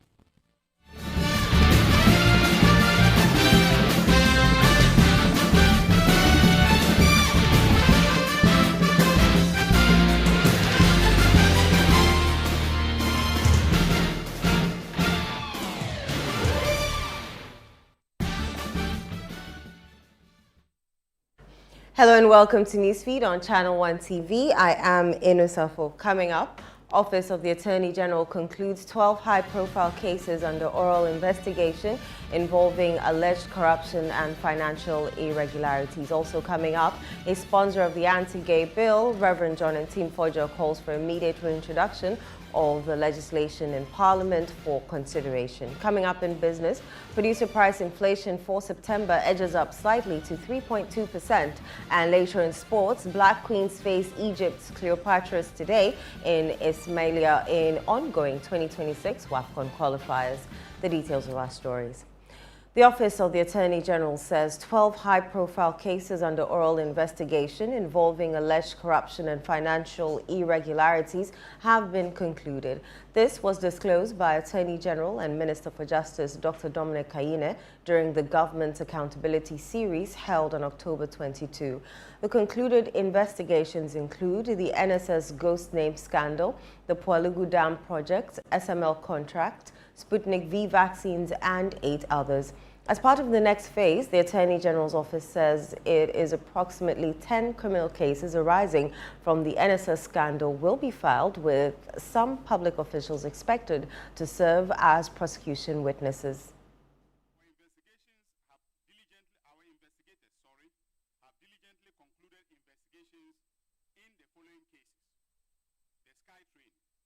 National Service Ghost Name Scandal, District Road Improvement Project or DRIP, National Lotteries, Palgo Multipurpose Dam, SML, Frontier Healthcare Services, Free Wi-Fi, National Ambulance, We apologize for the audio. Let's take a quick break. When we return, we'll bring you back Newsfeed.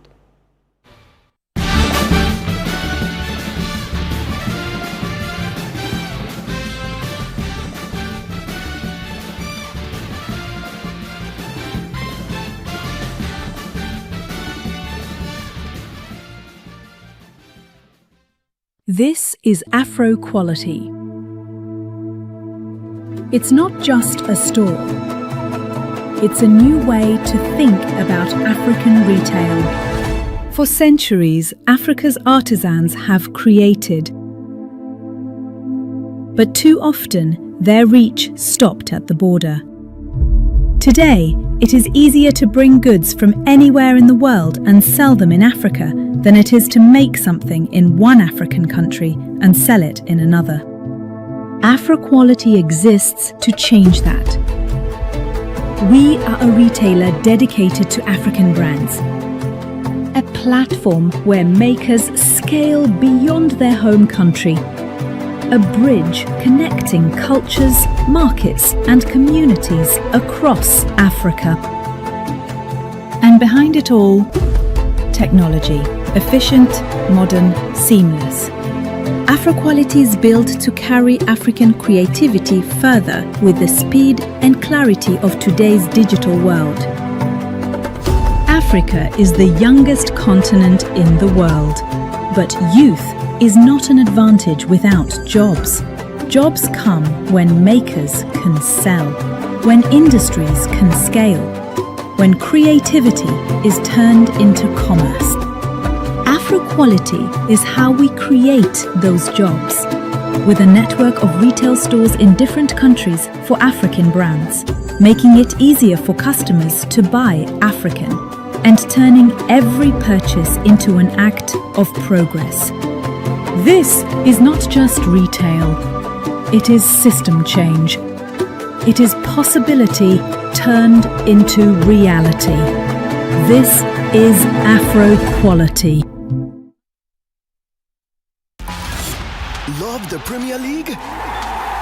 Your DSTV premium subscription could get you there in real life, Charlie. Stay connected for your chance to watch the Premier League live. Man U versus Man City at Old Trafford, or Arsenal versus Man U in London. Stay connected to score with DSTV Premium. This promo is regulated by the NNA on the Caritas Lottery platform. Terms and conditions apply.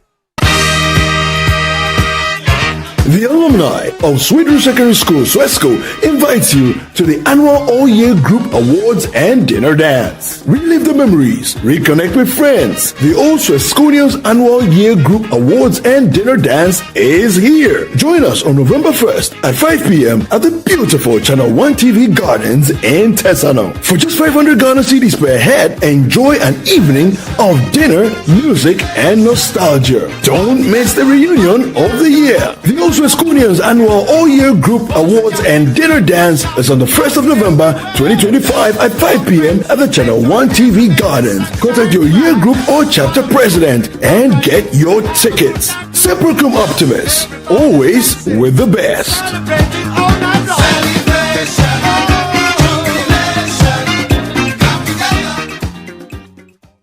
It's time to promote volunteerism, active citizenship, and patriotism in Ghanaian society, where we shine the spotlight on the unsung heroes among us. Today, we're not just launching a program, we're igniting a revolution of skills, dreams, and hope. On Volunteers TV, we highlight and celebrate people and groups that are great examples to us all. Every single region in Ghana, we're doing something. Good. So no one's being left behind. Over 800 kids that come to school, so having an extra classroom, extra resources will be really, really beneficial. If you're a volunteer, you are actually serving because you are giving up your time and resources for nothing in return. Volunteers TV, Sunday at 6:30 p.m. only on Channel 1 TV.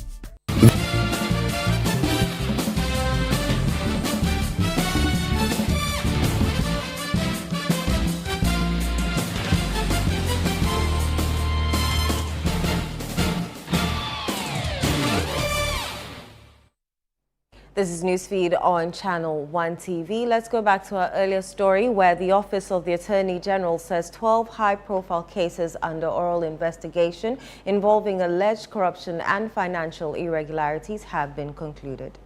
Our investigators have diligently concluded investigations in the following cases: the SkyTrain, National Service Ghost Name Scandal, District Road Improvement Project or DRIP, National Lotteries, Palgo Multipurpose Dam, SML, Frontier Healthcare Services, Free Wi-Fi, National Ambulance, Boankra Integrated Inland Logistics Terminal, Sputnik V vaccines case, and the land looting cases. In the case of the land looting cases, 8 have been completed and then 1 is outstanding. Now, ladies and gentlemen, let me give you a sense of what pertains. When the dockets are brought to my office, and the latest set of dockets were brought 2 weeks ago, I go through them diligently with the prosecution staff, the attorneys in the prosecution division, and other lawyers we work with, and then we can build a case and advise the investigators as to what to do when we find loopholes that may be exploited by defense attorneys. Former Eastern Regional Minister Seth Champong has criticized Attorney General Dominic Ayena's media trial of alleged corrupt persons, warning that it could undermine the AG's reputation for competence, especially in cases where convictions may later be overturned. Speaking on Breakfast Daily on Channel 1 TV, Mr. Champong labeled Mr. Ayena's approach as unhealthy, particularly condemning his courting of public sympathy during the Government Accountability Series. My senior brother, Dominic Ayene, his style is to do media trial before getting into court. That's how I've seen him. It may be his style. I can't falter him for that, because definitely he's going to go to court with you. And like, he was courting public sympathy yesterday when I watched him, because you see, that is the defect when you do this style of prosecution. Because then you come to tell me something today, and after 6 months, I don't see actions, I may have my doubts. So those are the defects.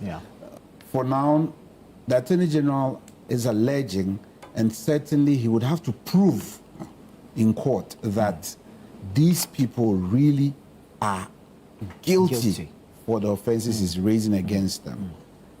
I think that on hindsight, I'll just counsel my senior brother that as he's building himself, he needs to hasten slowly. Rushing to the media will always come back for results. A sponsor of the Human Sexual Rights and Family Values Bill 2025, popularly referred to as the Anti-Gay Bill, Reverend John Ntimfodjo, is calling for the immediate reintroduction of the legislation in Parliament for consideration.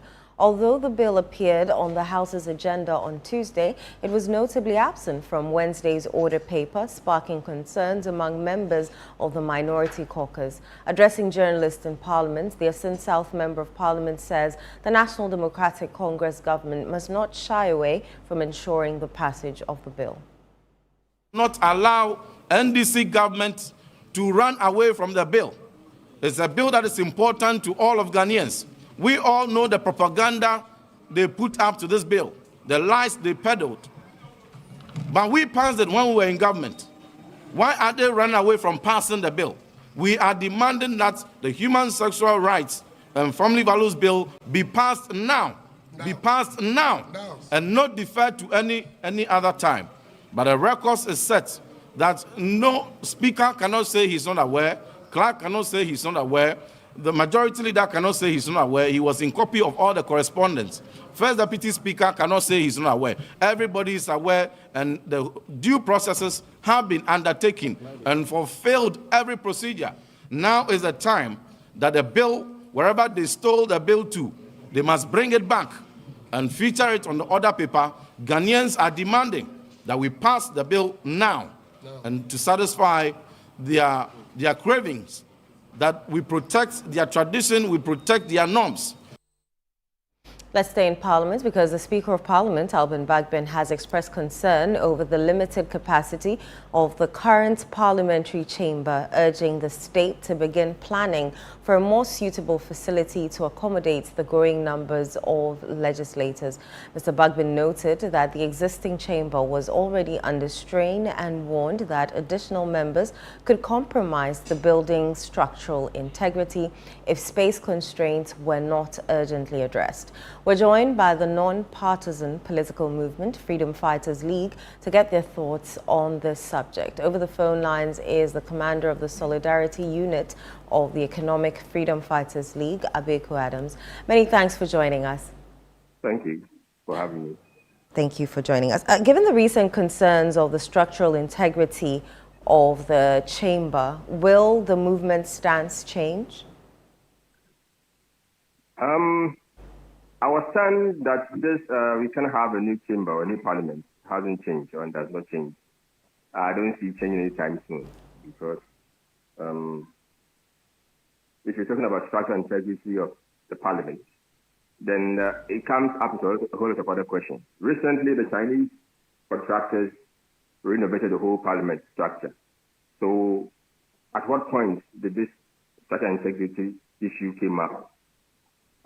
It tells you that we are actually not doing something, pursuing quality when it comes to the spending of state resources, because this parliament underwent massive renovation by the Chinese contractors 2 years ago. Then when parliament went on recess 3 months, the last 3 months or so, we have seen, when they came back, we have seen that they have also renovated the parliament. So what can be fixed with proper maintenance or renovation?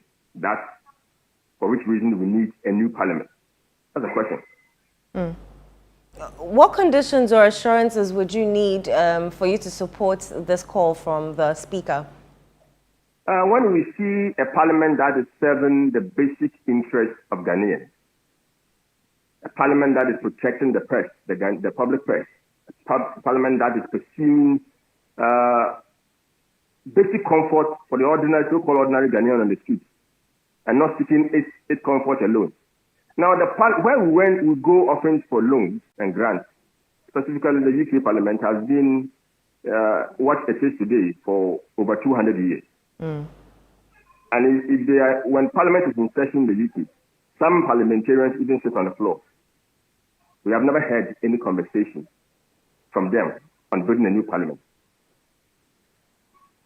We are in a haste to spend money. And nothing at the moment justifies a new parliament.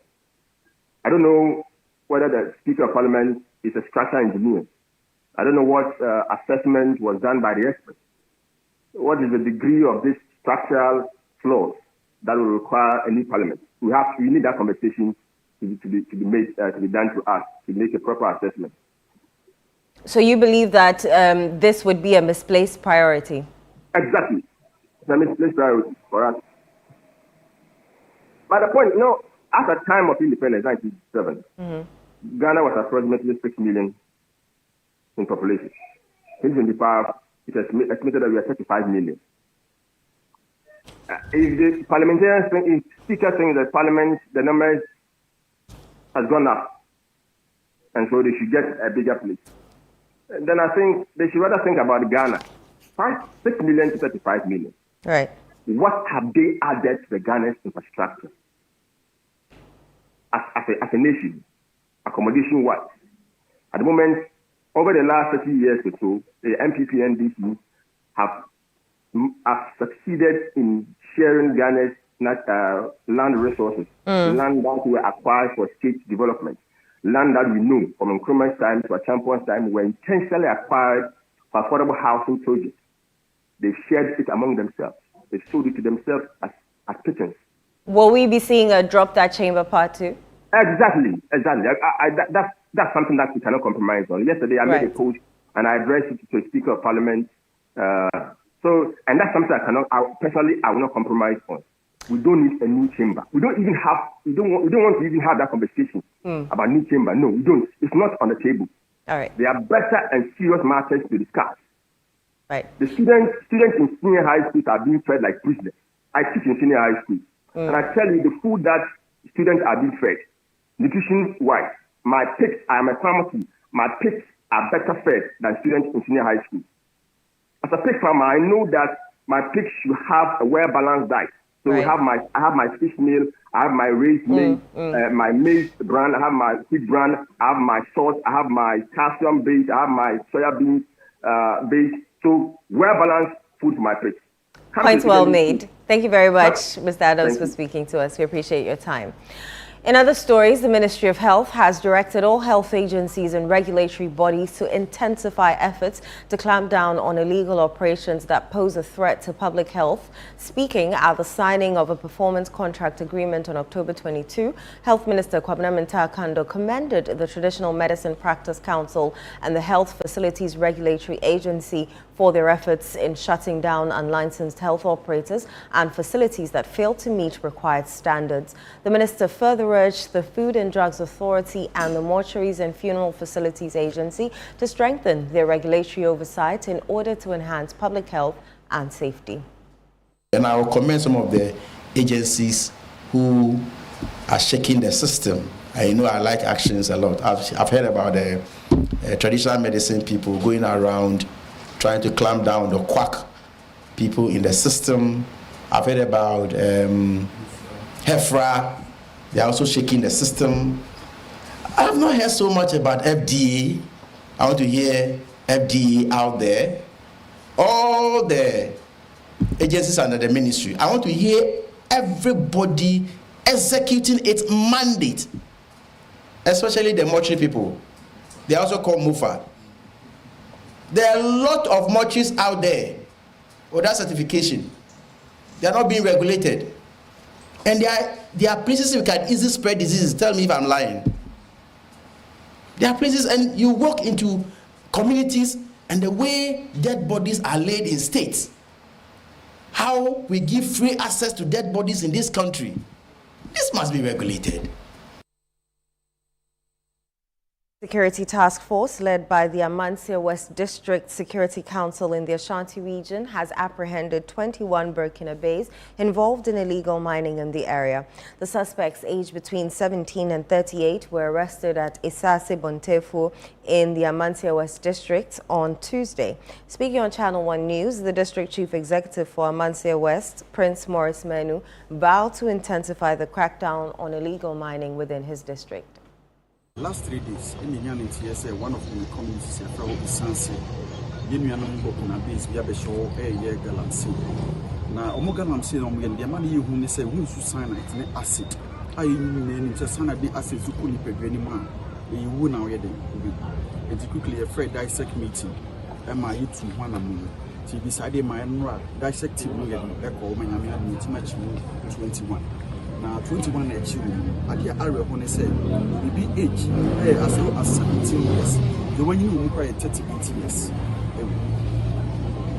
So I catch you behind say Galamsey, I had there say a national security issue. So whoever is engaging Galamsey, El Mansour Kwantam, you should be ready. We are coming for them. We are coming for them. Nobody will be allowed to do Galamsey, El Mansour, and important. That's it. This is Newsfeed on Channel 1 TV. Up next is Business with Nashi Kasiza.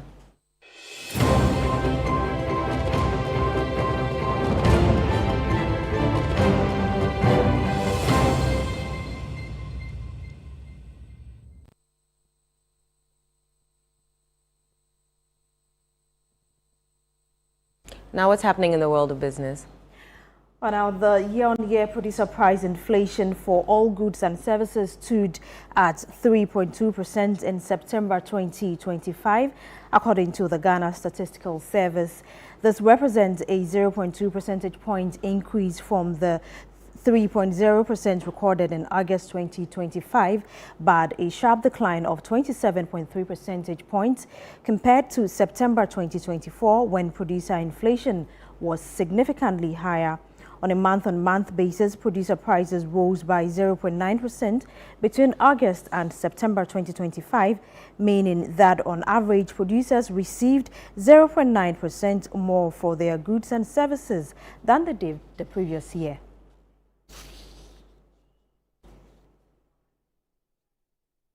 Now, in a bid to deepen its presence in Ghana's automobile market and support local businesses with efficient transport solutions, leading vehicle dealer Zondatech Ghana Limited and Forland have officially launched the Forland L5 light-duty truck. The event, dubbed Drive and Unveil, took place in Tema. Here's more.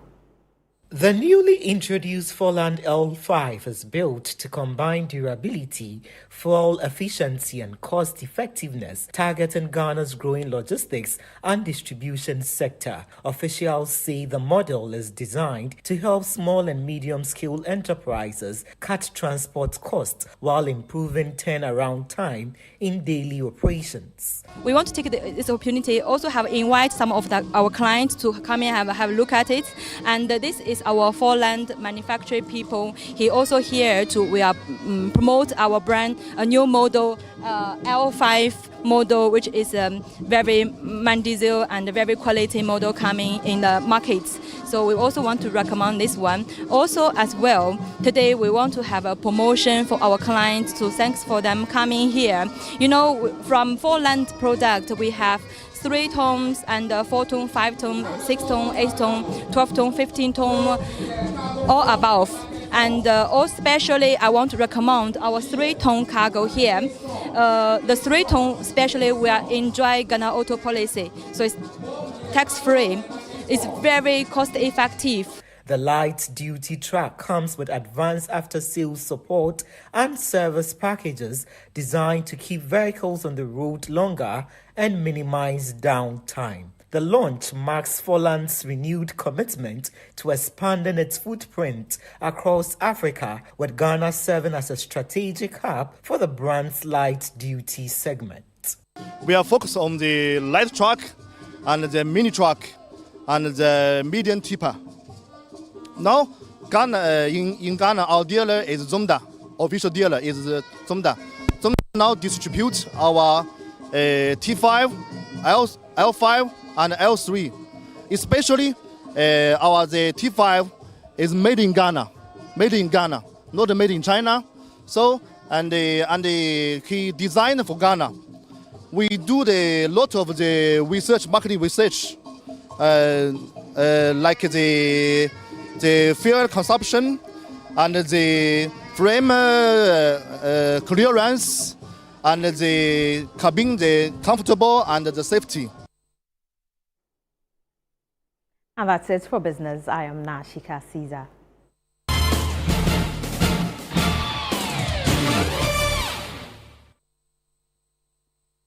Up next is sports with Bernard Abeku-Ochri.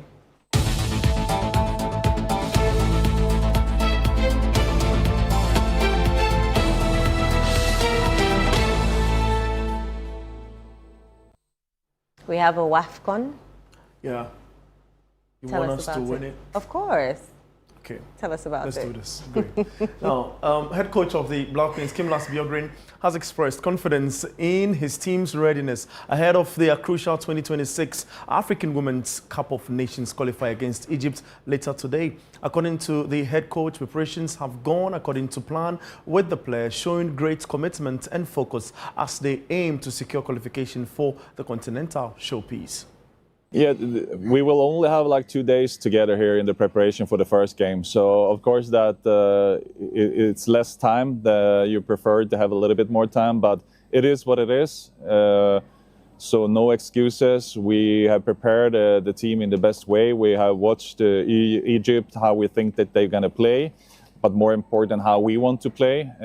We know that we are a good team, so we have all the chances to win, especially over 2 games. I think the depth in our team is a little bit better, so I hope that will be the favor for us if you're looking over 2 games, because it's like the first game now is just going to be halftime, so the most important is to be the better team over 2 games. Egypt is one of the most upcoming teams in Africa, actually. So they have been good now for a while. I know that they have started to invest in the women's football. Also, they have 3-4 really good players that can make the difference. Of course, we need to handle them, but again, it's going to be back to us that we have to perform and make sure that we are the better team. Well, let's still stay with the Queens and players. Chantel Boyloka and Princess Dankwa Mafo also expressed confidence in the team's readiness ahead of their crucial WAFCON qualifier against Egypt. So it's been 2 months since we had the AFCON. Now we're back together in preparation for the Egypt game. It's been good to see everyone's face again, get the group back together with the good vibes. We've had a good session yesterday and another good session today, and we're looking forward to it. Training has been really serious. It's been very detailed, and we can't wait to start the game because we know how important this game is for us, and I believe with the preparation that we would go far. Obviously, the fans would play big impact in our performances, so we pray that they have hope in us to pray for us, and yeah, we will do our best to deliver. I think what the fans can expect from us is good energy, determination, and to see the togetherness that we brought together from the AFCON. We want to bring that into the upcoming games that we have, and hopefully we can strive and push on from there. Well, away from the Queens, let's talk about some actions in the UEFA Champions League. Stay on Liverpool, and Liverpool's boss, Arne Slot, confirmed Alexander Isak was replaced at halftime of Liverpool's 5-1 win over Eintracht Frankfurt due to a groin injury. The striker started alongside Hugo Ekitike in Germany, but his night was ended at a break as he was replaced by Federico Chiesa. You feel like, yeah, there must be a moment where he can play twice a week, and the first time we try, he did this in Sweden as well, but the first time we try, he has to go off. And let's hope that is not that bad, but he has to go off because he felt his groin. So yeah, many people probably wanted me to play him more, and we had to find the balance, and unfortunately today, that balance didn't work out for us perfectly, but let's hope for the best. That's all for sports, and I am Bernard Abekoche.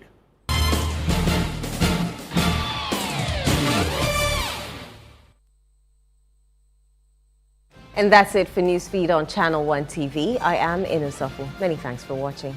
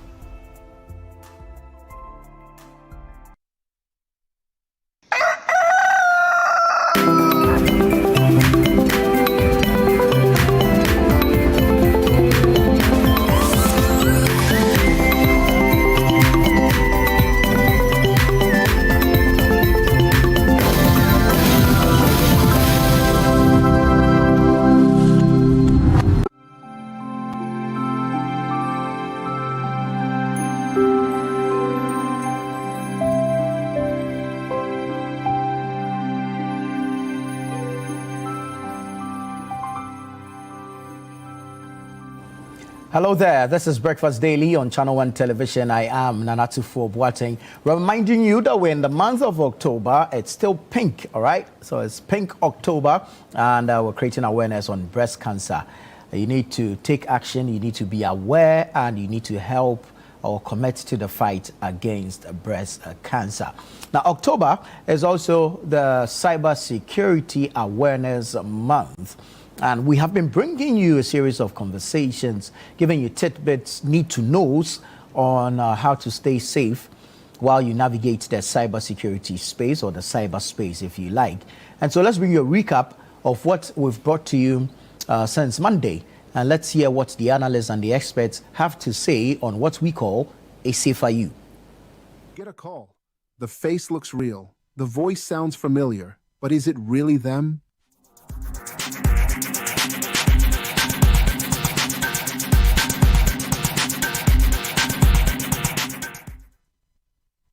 Welcome to A Safer You, your guide to safer digital living.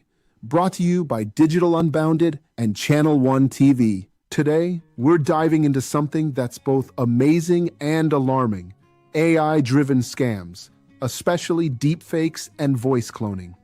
You've probably seen a video or heard a voice note that felt a little off. These days, you can't always believe what you see or hear online. With today's artificial intelligence, scammers can create fake videos and clone voices that look and sound real, but are designed to trick you.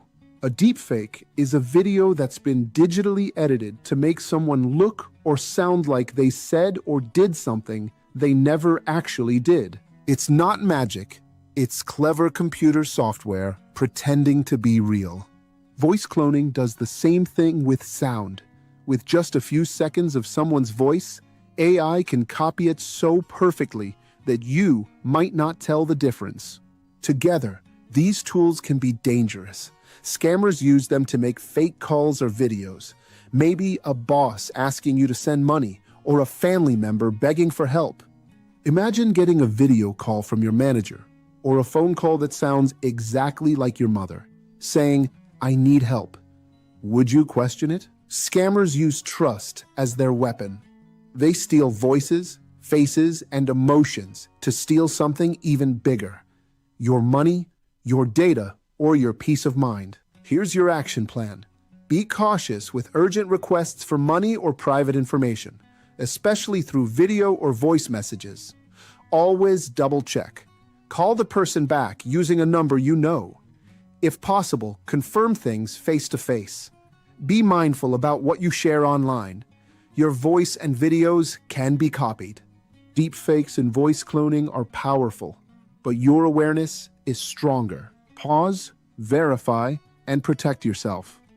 Remember, not everything you see or hear online is real. Stay smart, stay safe, stay secure. A Safer You is brought to you by Digital Unbounded in partnership with Channel One TV.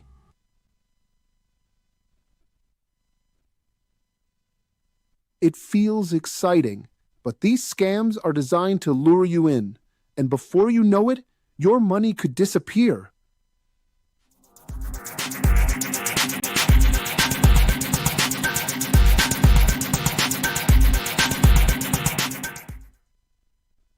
Welcome to A Safer You, your guide to safer digital living, brought to you by Digital Unbounded and Channel One TV. Today, we're talking about how scammers use cryptocurrency and fake investments to trick people into losing their hard-earned money.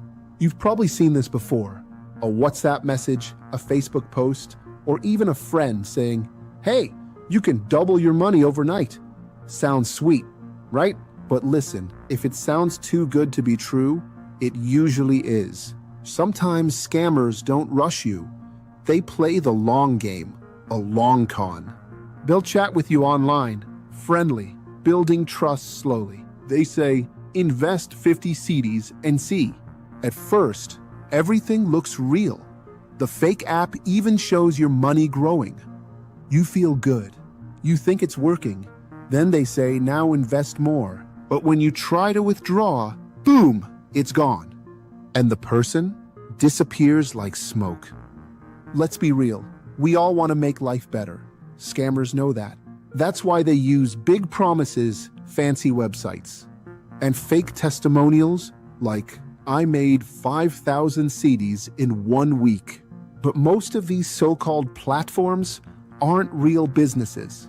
They're not registered anywhere. So when your money disappears, there's no way to get it back. Here's your action plan. Be skeptical. If someone promises quick or guaranteed profit, don't believe it. Use trusted sources. Only invest through banks or licensed financial institutions. Do your homework. Search online for reviews or proof. If you can't find any, it's probably a scam. Don't let pressure rush you. Real investments take time. Remember, cryptocurrency and fake investment scams are built to steal your trust and your money. Stay alert, ask questions, and never rush into something that sounds perfect. A Safer You is brought to you by Digital Unbounded in partnership with Channel One TV.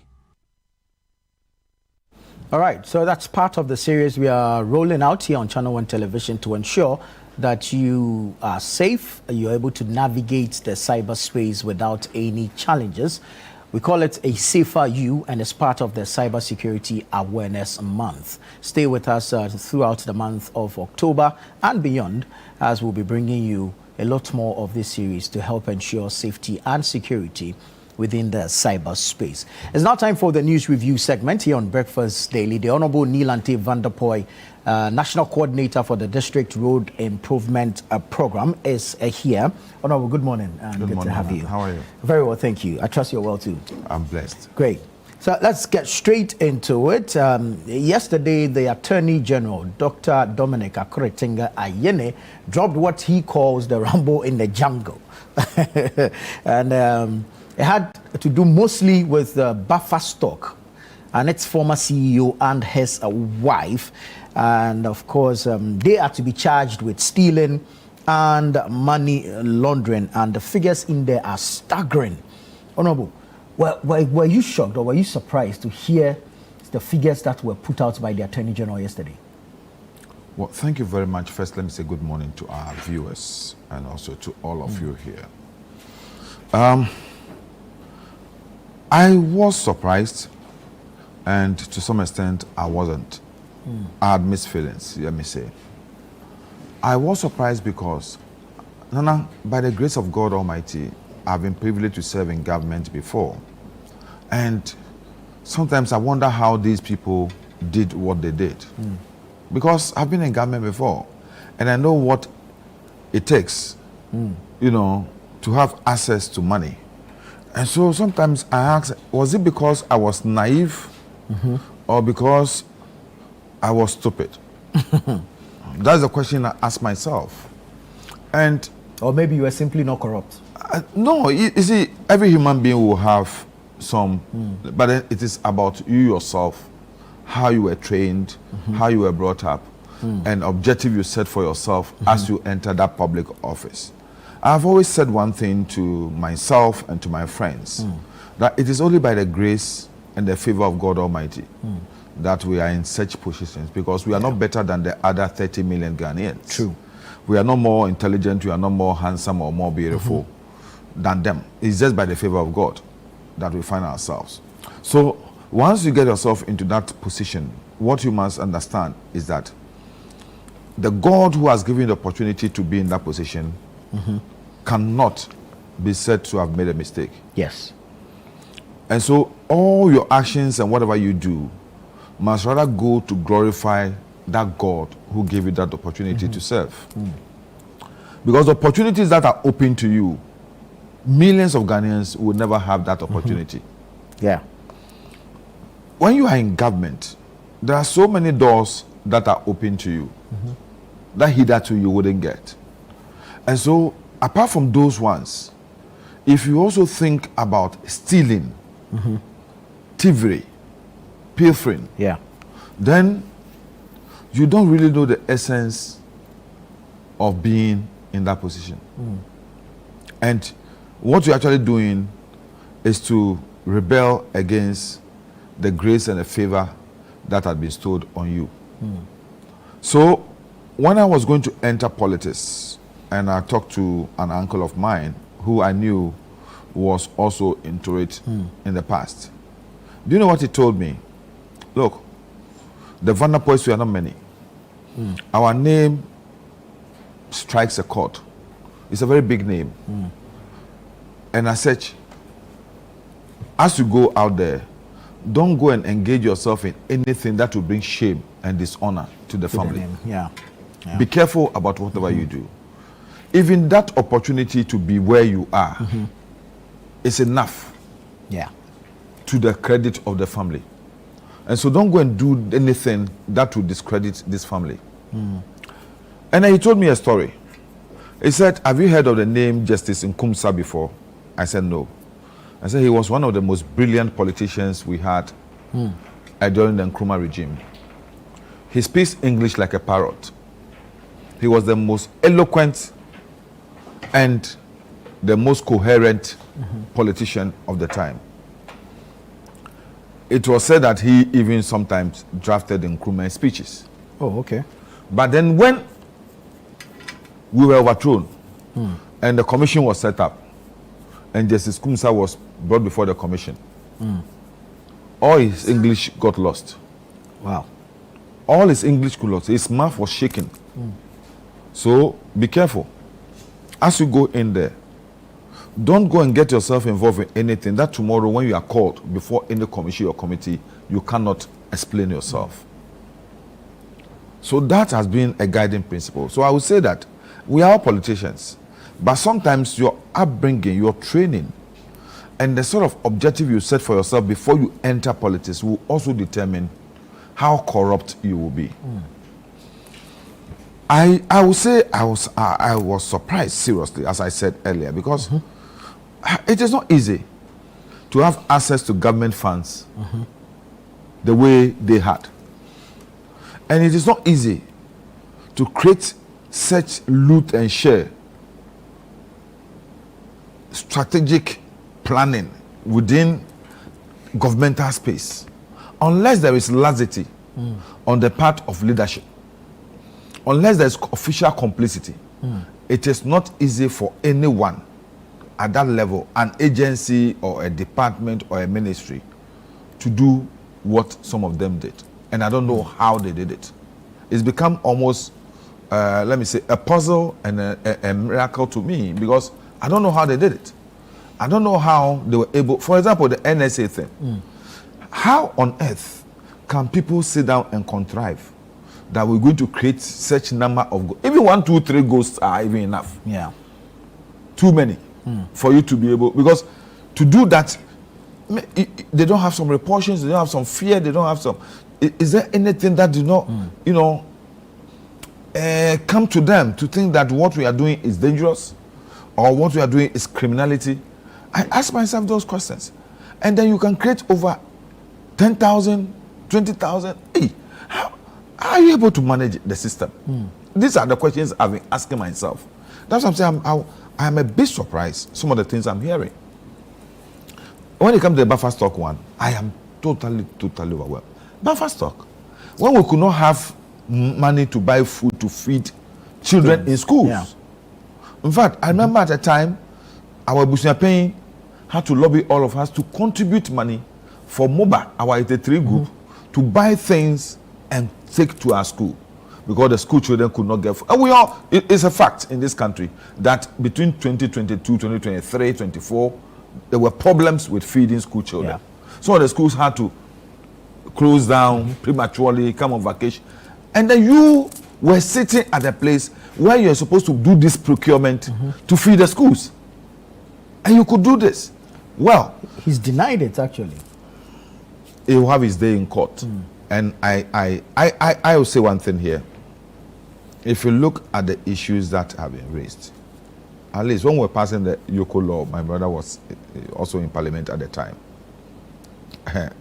There is a particular clause in that law that makes it very, very difficult for you when you get yourself hooked up in debt. Because one of this thing says that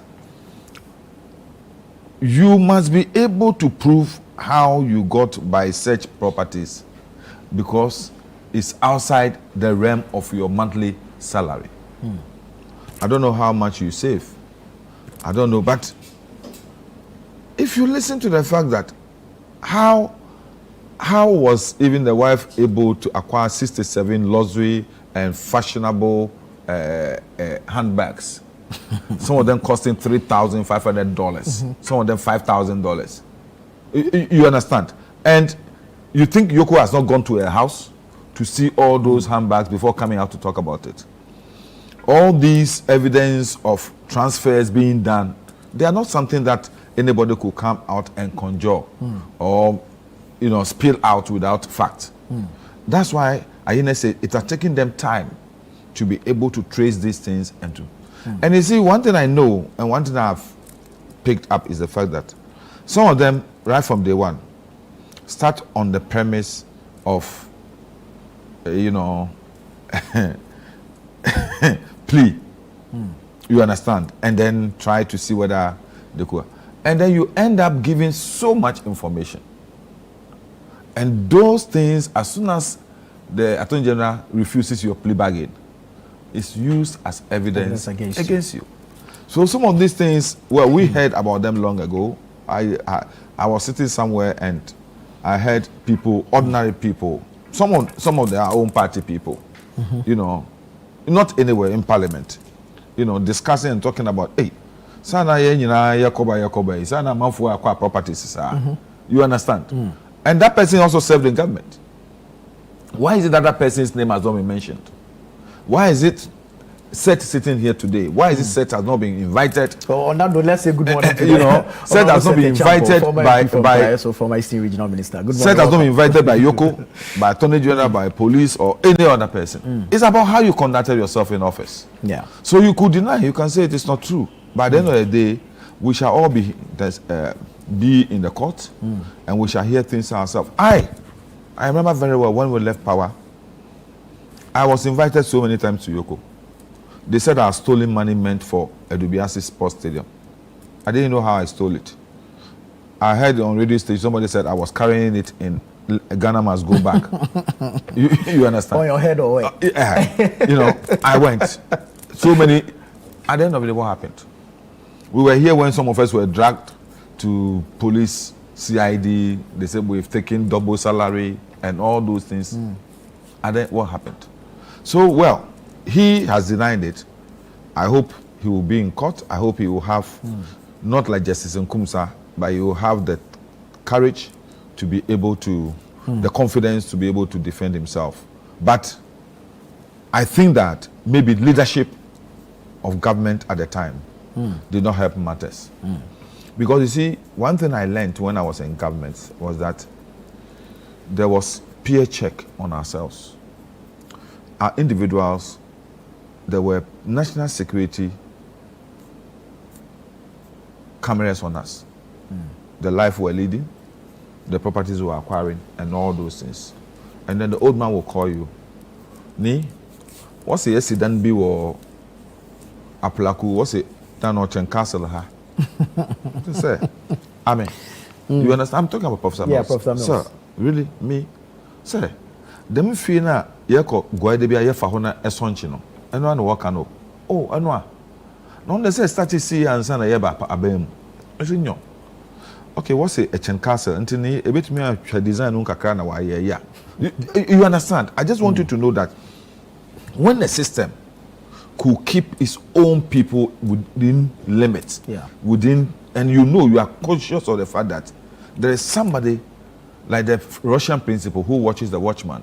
There's somebody behind me watching what I do, then you will be able to keep it. But when it's like, it's laissez-faire, it's like a general laxity. Everybody is scrambling and all this, and the heads do not care. What happens is that such embarrassments befall all of us. Right. Such sitting here, I think maybe he'll be living here asking himself, how did this happen? So how do people see me? Because I'm going to ask him if he got some. He should give me, if he also got some. Because it's strange. Because 78.2 million cedis is a lot to go by. If even at buffer stock, NSA, such figures could come out, then what was happening at the presidency? What was happening at the presidency itself? Because, look, we heard about Charles Bisu's own, we heard about so many other issues. So it tells me that maybe things are happening and the president and we're not calling people to caution them, to talk to them, ask them questions. Because you see, if it was being done on the blind side. Possibly, but let me give you a story. My boss, my former boss, to Kofi Todobiko, said there was so much check on themselves that even the dress you wear, the shoe you wear, the questions that you answer.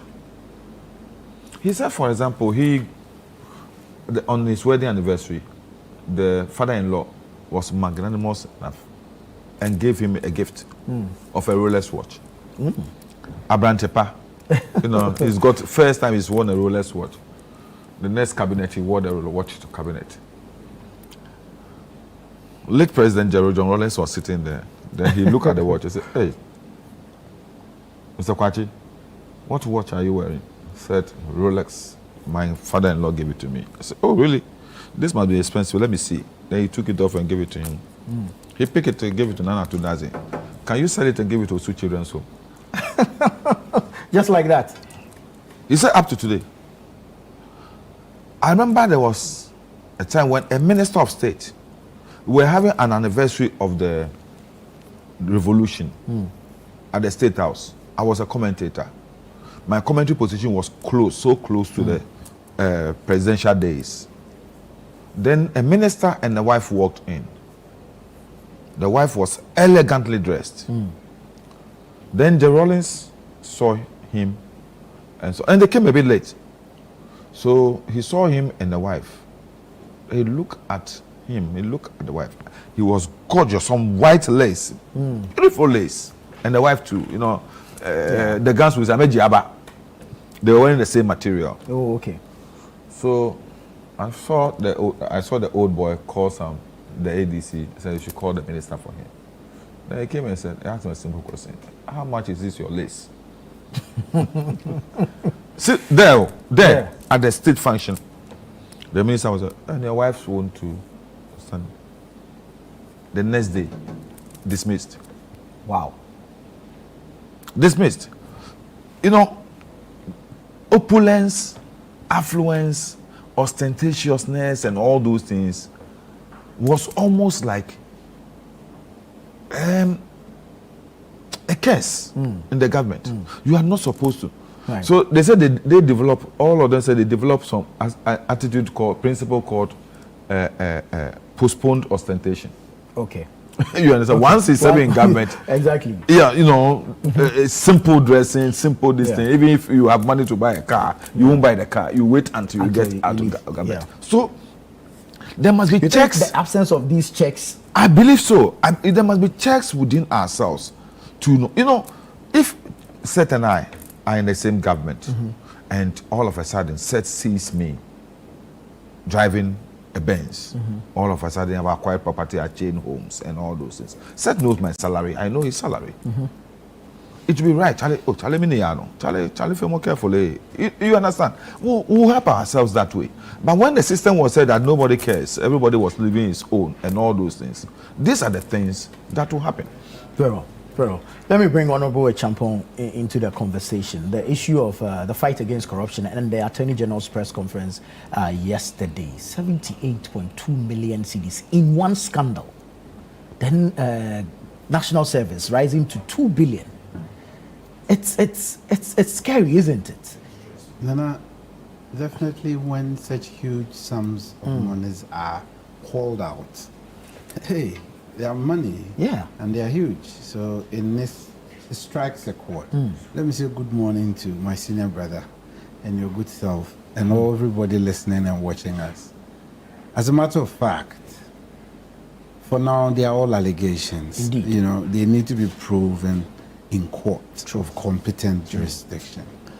I am calm because I once had a respected former ambassador, parliamentarian, and minister who was once upon a time a majority leader, Papa Owusu Ankoma. Yeah.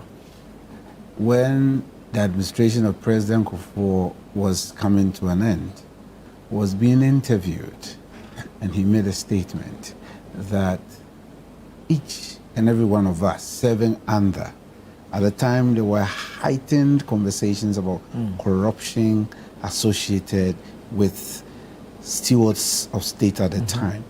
And he said that each and every one of us will be and shall be accountable for our stewardship. True. It really struck a great chord in my life as a public servant. So I always told myself that you just have to be careful and watchful. And my late uncle, J. Mensah Amboaji, of blessed memory, I always say this, and people laugh at me, looked at me straight in the face when I'd won my primaries and said, Kwame, you know what I want from you? Then the late Kojo Bawah had just passed, and President Rawlings had eulogized him. And knowing at the time, you know, he is comfortable, calmly here speaking today.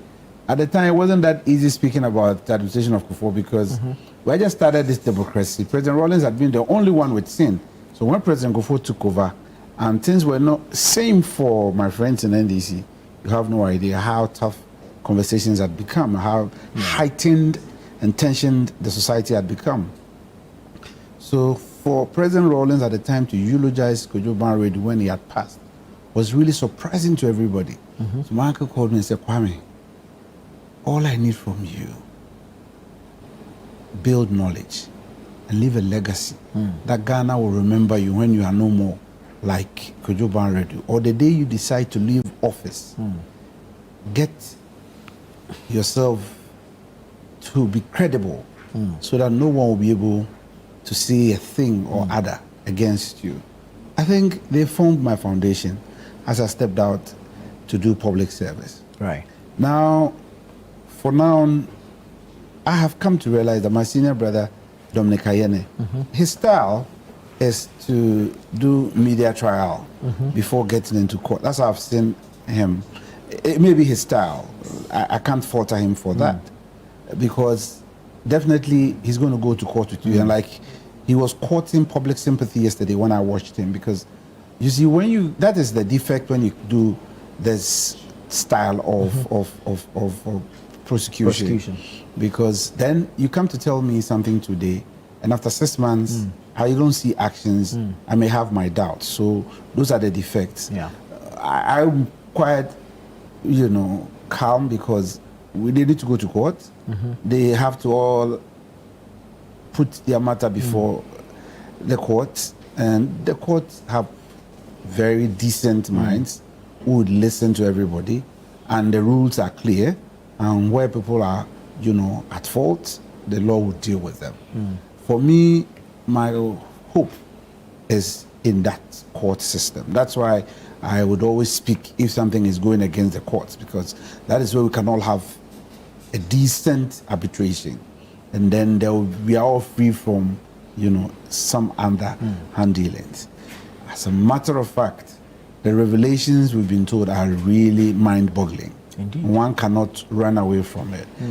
I hope and pray, because now, because it's in the court of public opinion, it's Hanan's word against Dominic's word. Yeah. I'm just praying that they will all have their day in court, and then we would all be relaxed as a society and learn from it.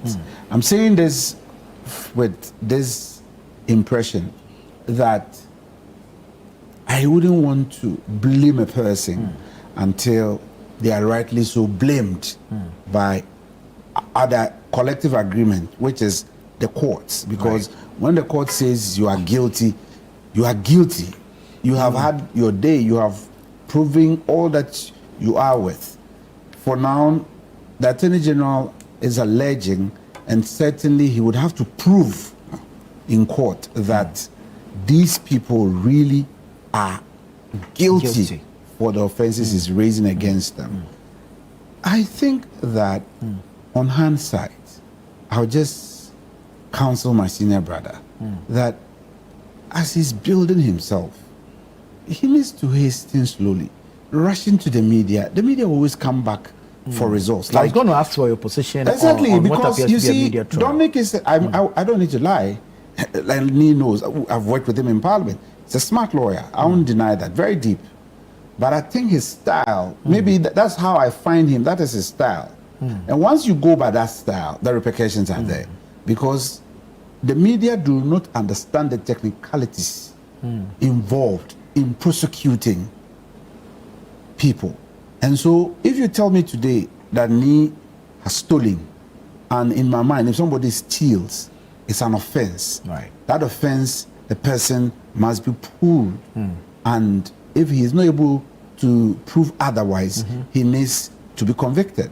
And once the decision is made so on him, he needs to be behind bars. If Ni still walks around a year and nothing has happened, then you come back to me in court with no knowledge of law and tell me that he will be jailed, how do I believe you? Yeah. Because water has really gone too far under the bridge. And so that style is not healthy. And in a sense, it begins to put some doubt in the minds of the society, as if collectively, those of us in public office are always shortchanging the society. Like Ni was saying, if you are privileged and you get the opportunity to sit amongst fellows who are not operating from where some of us have had the opportunity to operate from, and they are talking, or leave them. If you go to Parliament, you go and find them sitting at the tea area drinking tea together. They come out like me and Ni sitting here to lie to us. No. Besides us having different ideas, we are human. We are of the same nationality. We are of the same mind. But we differ in expression. Right. The way Ni expressed himself and the lines of thought are different from the way I'm putting mine. Right. So it doesn't make us enemies. We are also selling what we know and how best we can educate the lot. In short, I believe that we need to help our country. And my biggest fear is not to return this country in the days that as a child I watched, the 70s, 80s, and early 90s. By the turn, like mid of the 90s, we had started a democracy. And in fact, it started in late 80s when the assemblies were returned and we started having district assembly elections. At least it gave a sense that we were coming back into democracy. And so for me, I believe in that. It has, given birth to you and I, holding this conversation, giving second opinion to our people. I will not be here permanently and for the rest of my life. Other people will come after me and they will also express saying, I think that is the way we have to grow as a nation, the way we have to grow as a people. And so as we do this, we have to be watchful so that people do not lose confidence in us. Because when I see too much unrest, I'm not settled in mind. Yeah. I should be happy as a person in opposition. People being so much agitated and on the streets against government, it should speak positive to me. However, it has a different interpretation in the minds of people when they sit and hold conversations within themselves. And this is what I guard against by some of these actions. I believe the law is the law.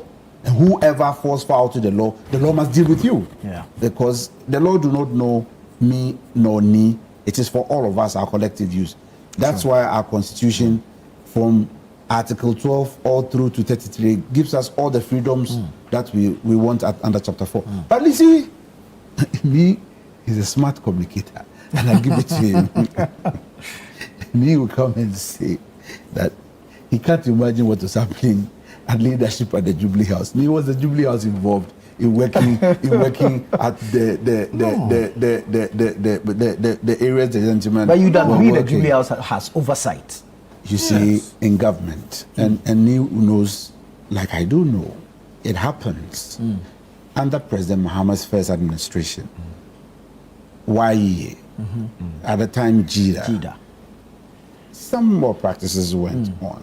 You wouldn't say President Mahama directly had a hand in it, but we blamed his administration. I don't have a problem at all. So this one will be blamed under President Kufuor's administration. However, we sitting here understand that President Kufuor didn't have direct hand in it.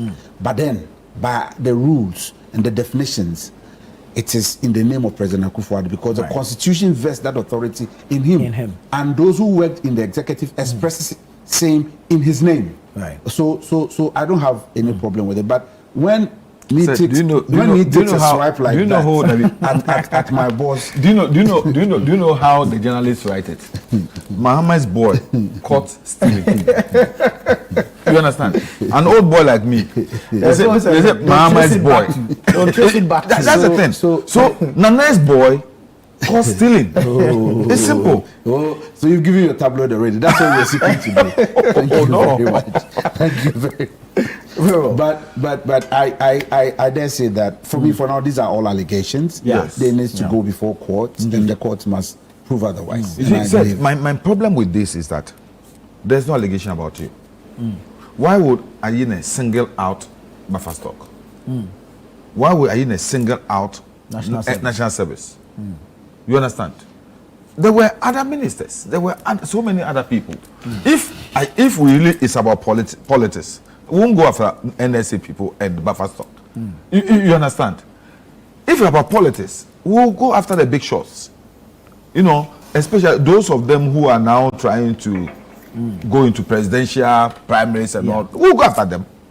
But if there's nothing, there's no stain on the person, there is no intel as to whether the person corrupted himself, why would you go on a wild goose chase? Two, about Ayine's style. It's another style. Ayine is an American trained lawyer. Oni, I'm not. You understand? In America, the style is safe. I have I'm interested in the style and his position on the style. You see, the sharp difference is that our practice and our systems are so akin to the Westminster style. I agree with you, perfect. The Westminster so we are style, used to that style. So this one looks odd see, to us. Even in our adversarial system, we are practicing the Westminster style. They want to go and have and then you see, he made a statement which was profound. He said people have been applying for try and approach, and he said same plea bargain with him. But he says they should go and put that to the judge. So you see, when you say this, and then the people also come and say no, they have not come, because I've heard some of the counsels to some of the people who are been mentioned saying that they have never gone to him for that plea. It becomes a banter. Your word against mine. Your word against mine. And this is in the court of public opinion. So you say that they should go and put it to the court. And whatever they want to do, they have to come before the court. That once a person is surcharged, it is for your own good to appear before the judge. True. If you don't, they'll bring a bench warrant that you are refusing to appear before the law. The law will deal with you. Simpliciter. However, this is not America. That is why when he was courted for public sympathy, I said, you see, your style will come back and eat your tail. Exactly. That's what I wanted to ask Nee about, because it looks as though this style puts pressure on you to deliver. Because now you've put it out there. I mean, if you come and tell me that 78.2 million cedis has, if you like, been misappropriated, of course, I would need answers. So, for instance, I would put pressure on I'll tell you, for instance, oral, at the outset, today we are being given proper definitions and details of oral. Because everybody wants recovered assets for the state. Now, at the outset, it was said it was about 21 billion. But you see, that is from court of public opinion. When an attorney general who is so defined by our, the attorney general is the principal legal advisor to government, and is the only minister of government whose function is defined in the constitution for us. So he comes to tell us that no, that is a bit on an overestimation. So it tells me that no, propaganda and the reality are two different things. And then I'm coming. You may. You see, yesterday I listened to my senior brother Domelevo. Domelevo is somebody I've known from Imprice. Most people would not know that Domelevo, like me, would talk about his days in Ahafo. Domelevo is my senior brother from Imprice that I know when I was a kid.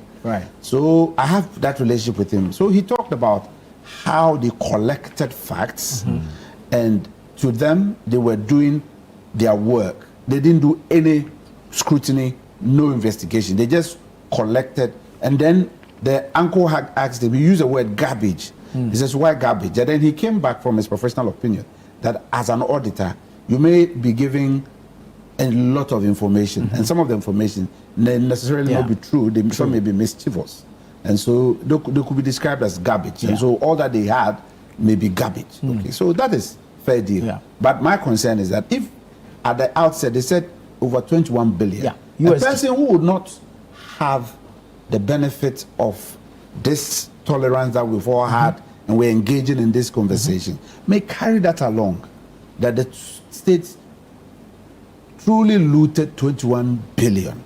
But the appointed official who speaks for the administration and whose word is the one I carry and I can take to the bank to cash, says no, that is an overestimation. So then we see where we are.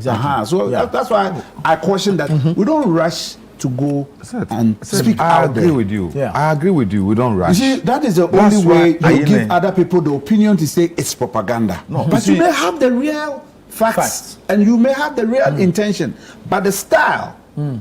Because if I listen to you mention these figures, I expect that by tomorrow somebody is in jail. No. Or some recoveries have been made. So it puts pressure on you, the state prosecutor. No. In situations like this, we must know that the ideal situation will have been, like he has said, what we're all used to, the Westminster style. But nothing at all tells us that it is cut in stone and this is a style our judicial or jurisprudence must take. True. You understand? This is his style. You think that by doing this, he's getting the case into a court of public opinion. But no.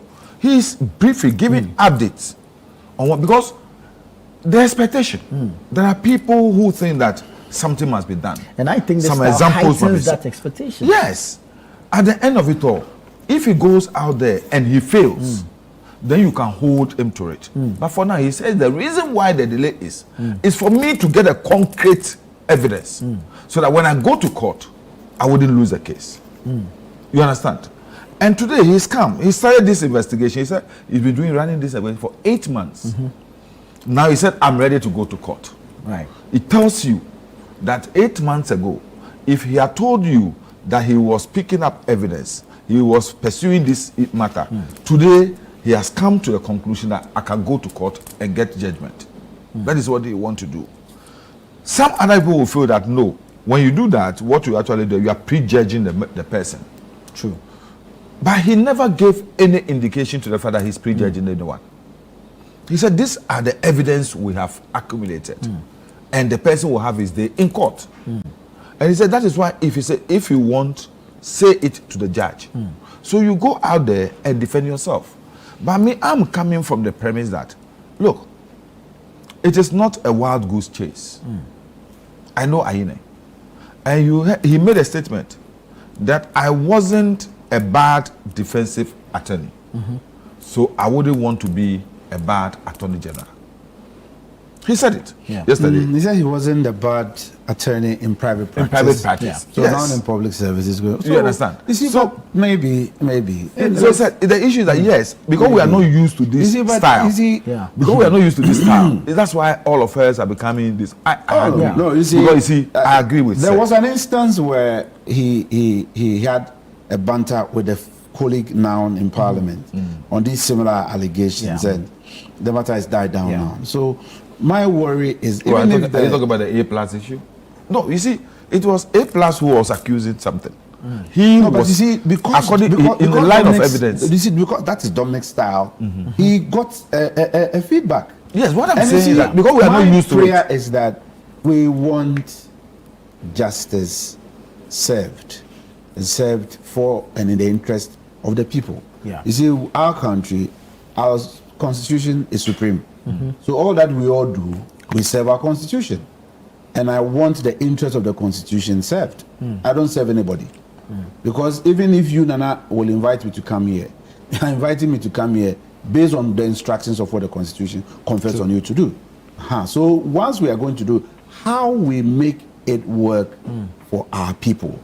Because the constitution tells us that all the stewardships we are doing, all the services we are doing, the functions, we do it in the interest of our people. True. So if we give our people some style, and then the people are losing interest, it worries some of us. My primary concern is how people, I pray, but if it never occurs that way, that style may not have helped us.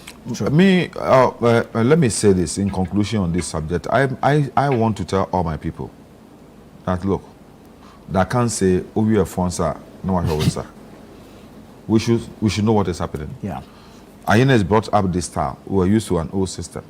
Tomorrow, if we decide to, you know, walk over, you know, some of the things that we are seeing now, tomorrow, come to hunt us. And so I want them to understand that, look, we should also be careful wherever we find ourselves. All of us serving in positions of state should be careful, should use this as an example and conduct ourselves properly, because you don't know tomorrow. I said, my grandfather said, Justice Nkumsa, when he was called before the commission, his mouth was shaking. All the English he has been speaking got lost. The English orator. Yes. Integrity is important. It is indeed. But I'm just a bit concerned about the style, as we've mentioned. You see, we could have built the case, gone to court. Court reporters report based on their fact sheets. But if you come to the parliament at the end of the day, let me help you. At the end of the day, we are playing politics. Indeed. And yes, it's a competition. I don't begrudge the administration for what they're doing. Yeah. Because the momentum that their message, struck with Ghanaians is what we witness, is the enormity of the numbers they have in parliament and in government. And so the expectation is that high. And to sustain it, they have to, be creative. And so I'm not surprised that. Because you see, I'm not surprised. We're experiencing this. We all see the seeming rift between his office and the OSP. No, but that one shouldn't have been a rift, because you see, if we understand the system and it works, the two institutions should be working one another. People are so much interested, even including MPP people are interested on what is going to happen to Ken Ofori-Atta. Indeed. You understand? And I'm not interested. You were not part of Ken Must Go, so I understand.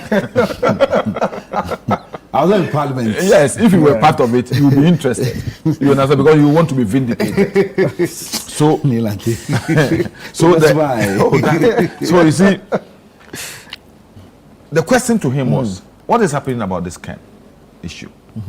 And he's saying that we can extradite him to come and face it only when the OSP finishes and give us concrete evidence, because the OSP cannot apply for that. Indeed. The Attorney General has to. So he must get the evidence, and he must be convinced about the fact that this evidence, when I make the application, it will be granted. You understand? And that's why it's on an interview, and he expressed that. Yeah. I don't think that it should have any problem with the OSP. What the OSP must do, and I think his PRO, Sami Darko, came out and said that, within a few weeks, everything is finished. Within a few weeks, we shall hand it over to the Attorney General. So that is we, the journalists, who also try to create the mischief.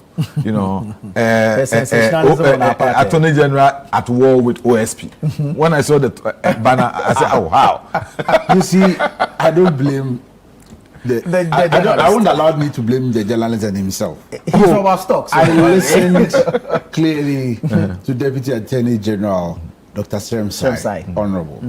And his answer was that over 2 months, we've been waiting for the OSP. Several requests have been made. Several requests, yes. So you see, if you are doing analysis, so they are at war. No. if you are doing an analysis, the tone with which he spoke, his posture, a little bit of frustration.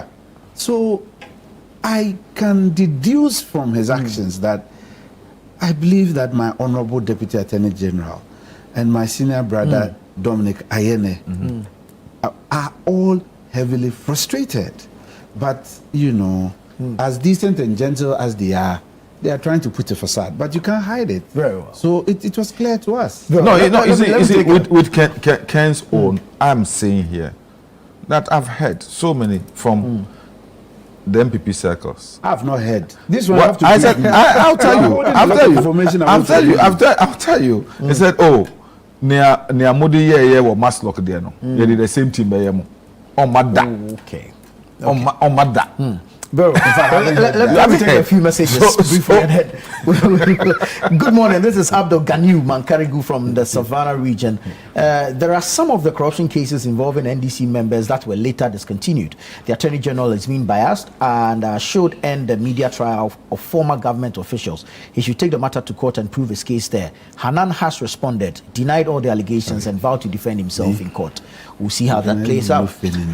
Good morning, Nana. Looking at the demeanor of the Attorney General, I don't think he can make any meaningful prosecution. He talks too much in public, but does little on paper. He should go and stop disturbing our ears. That's Haj Ahmed from Nima.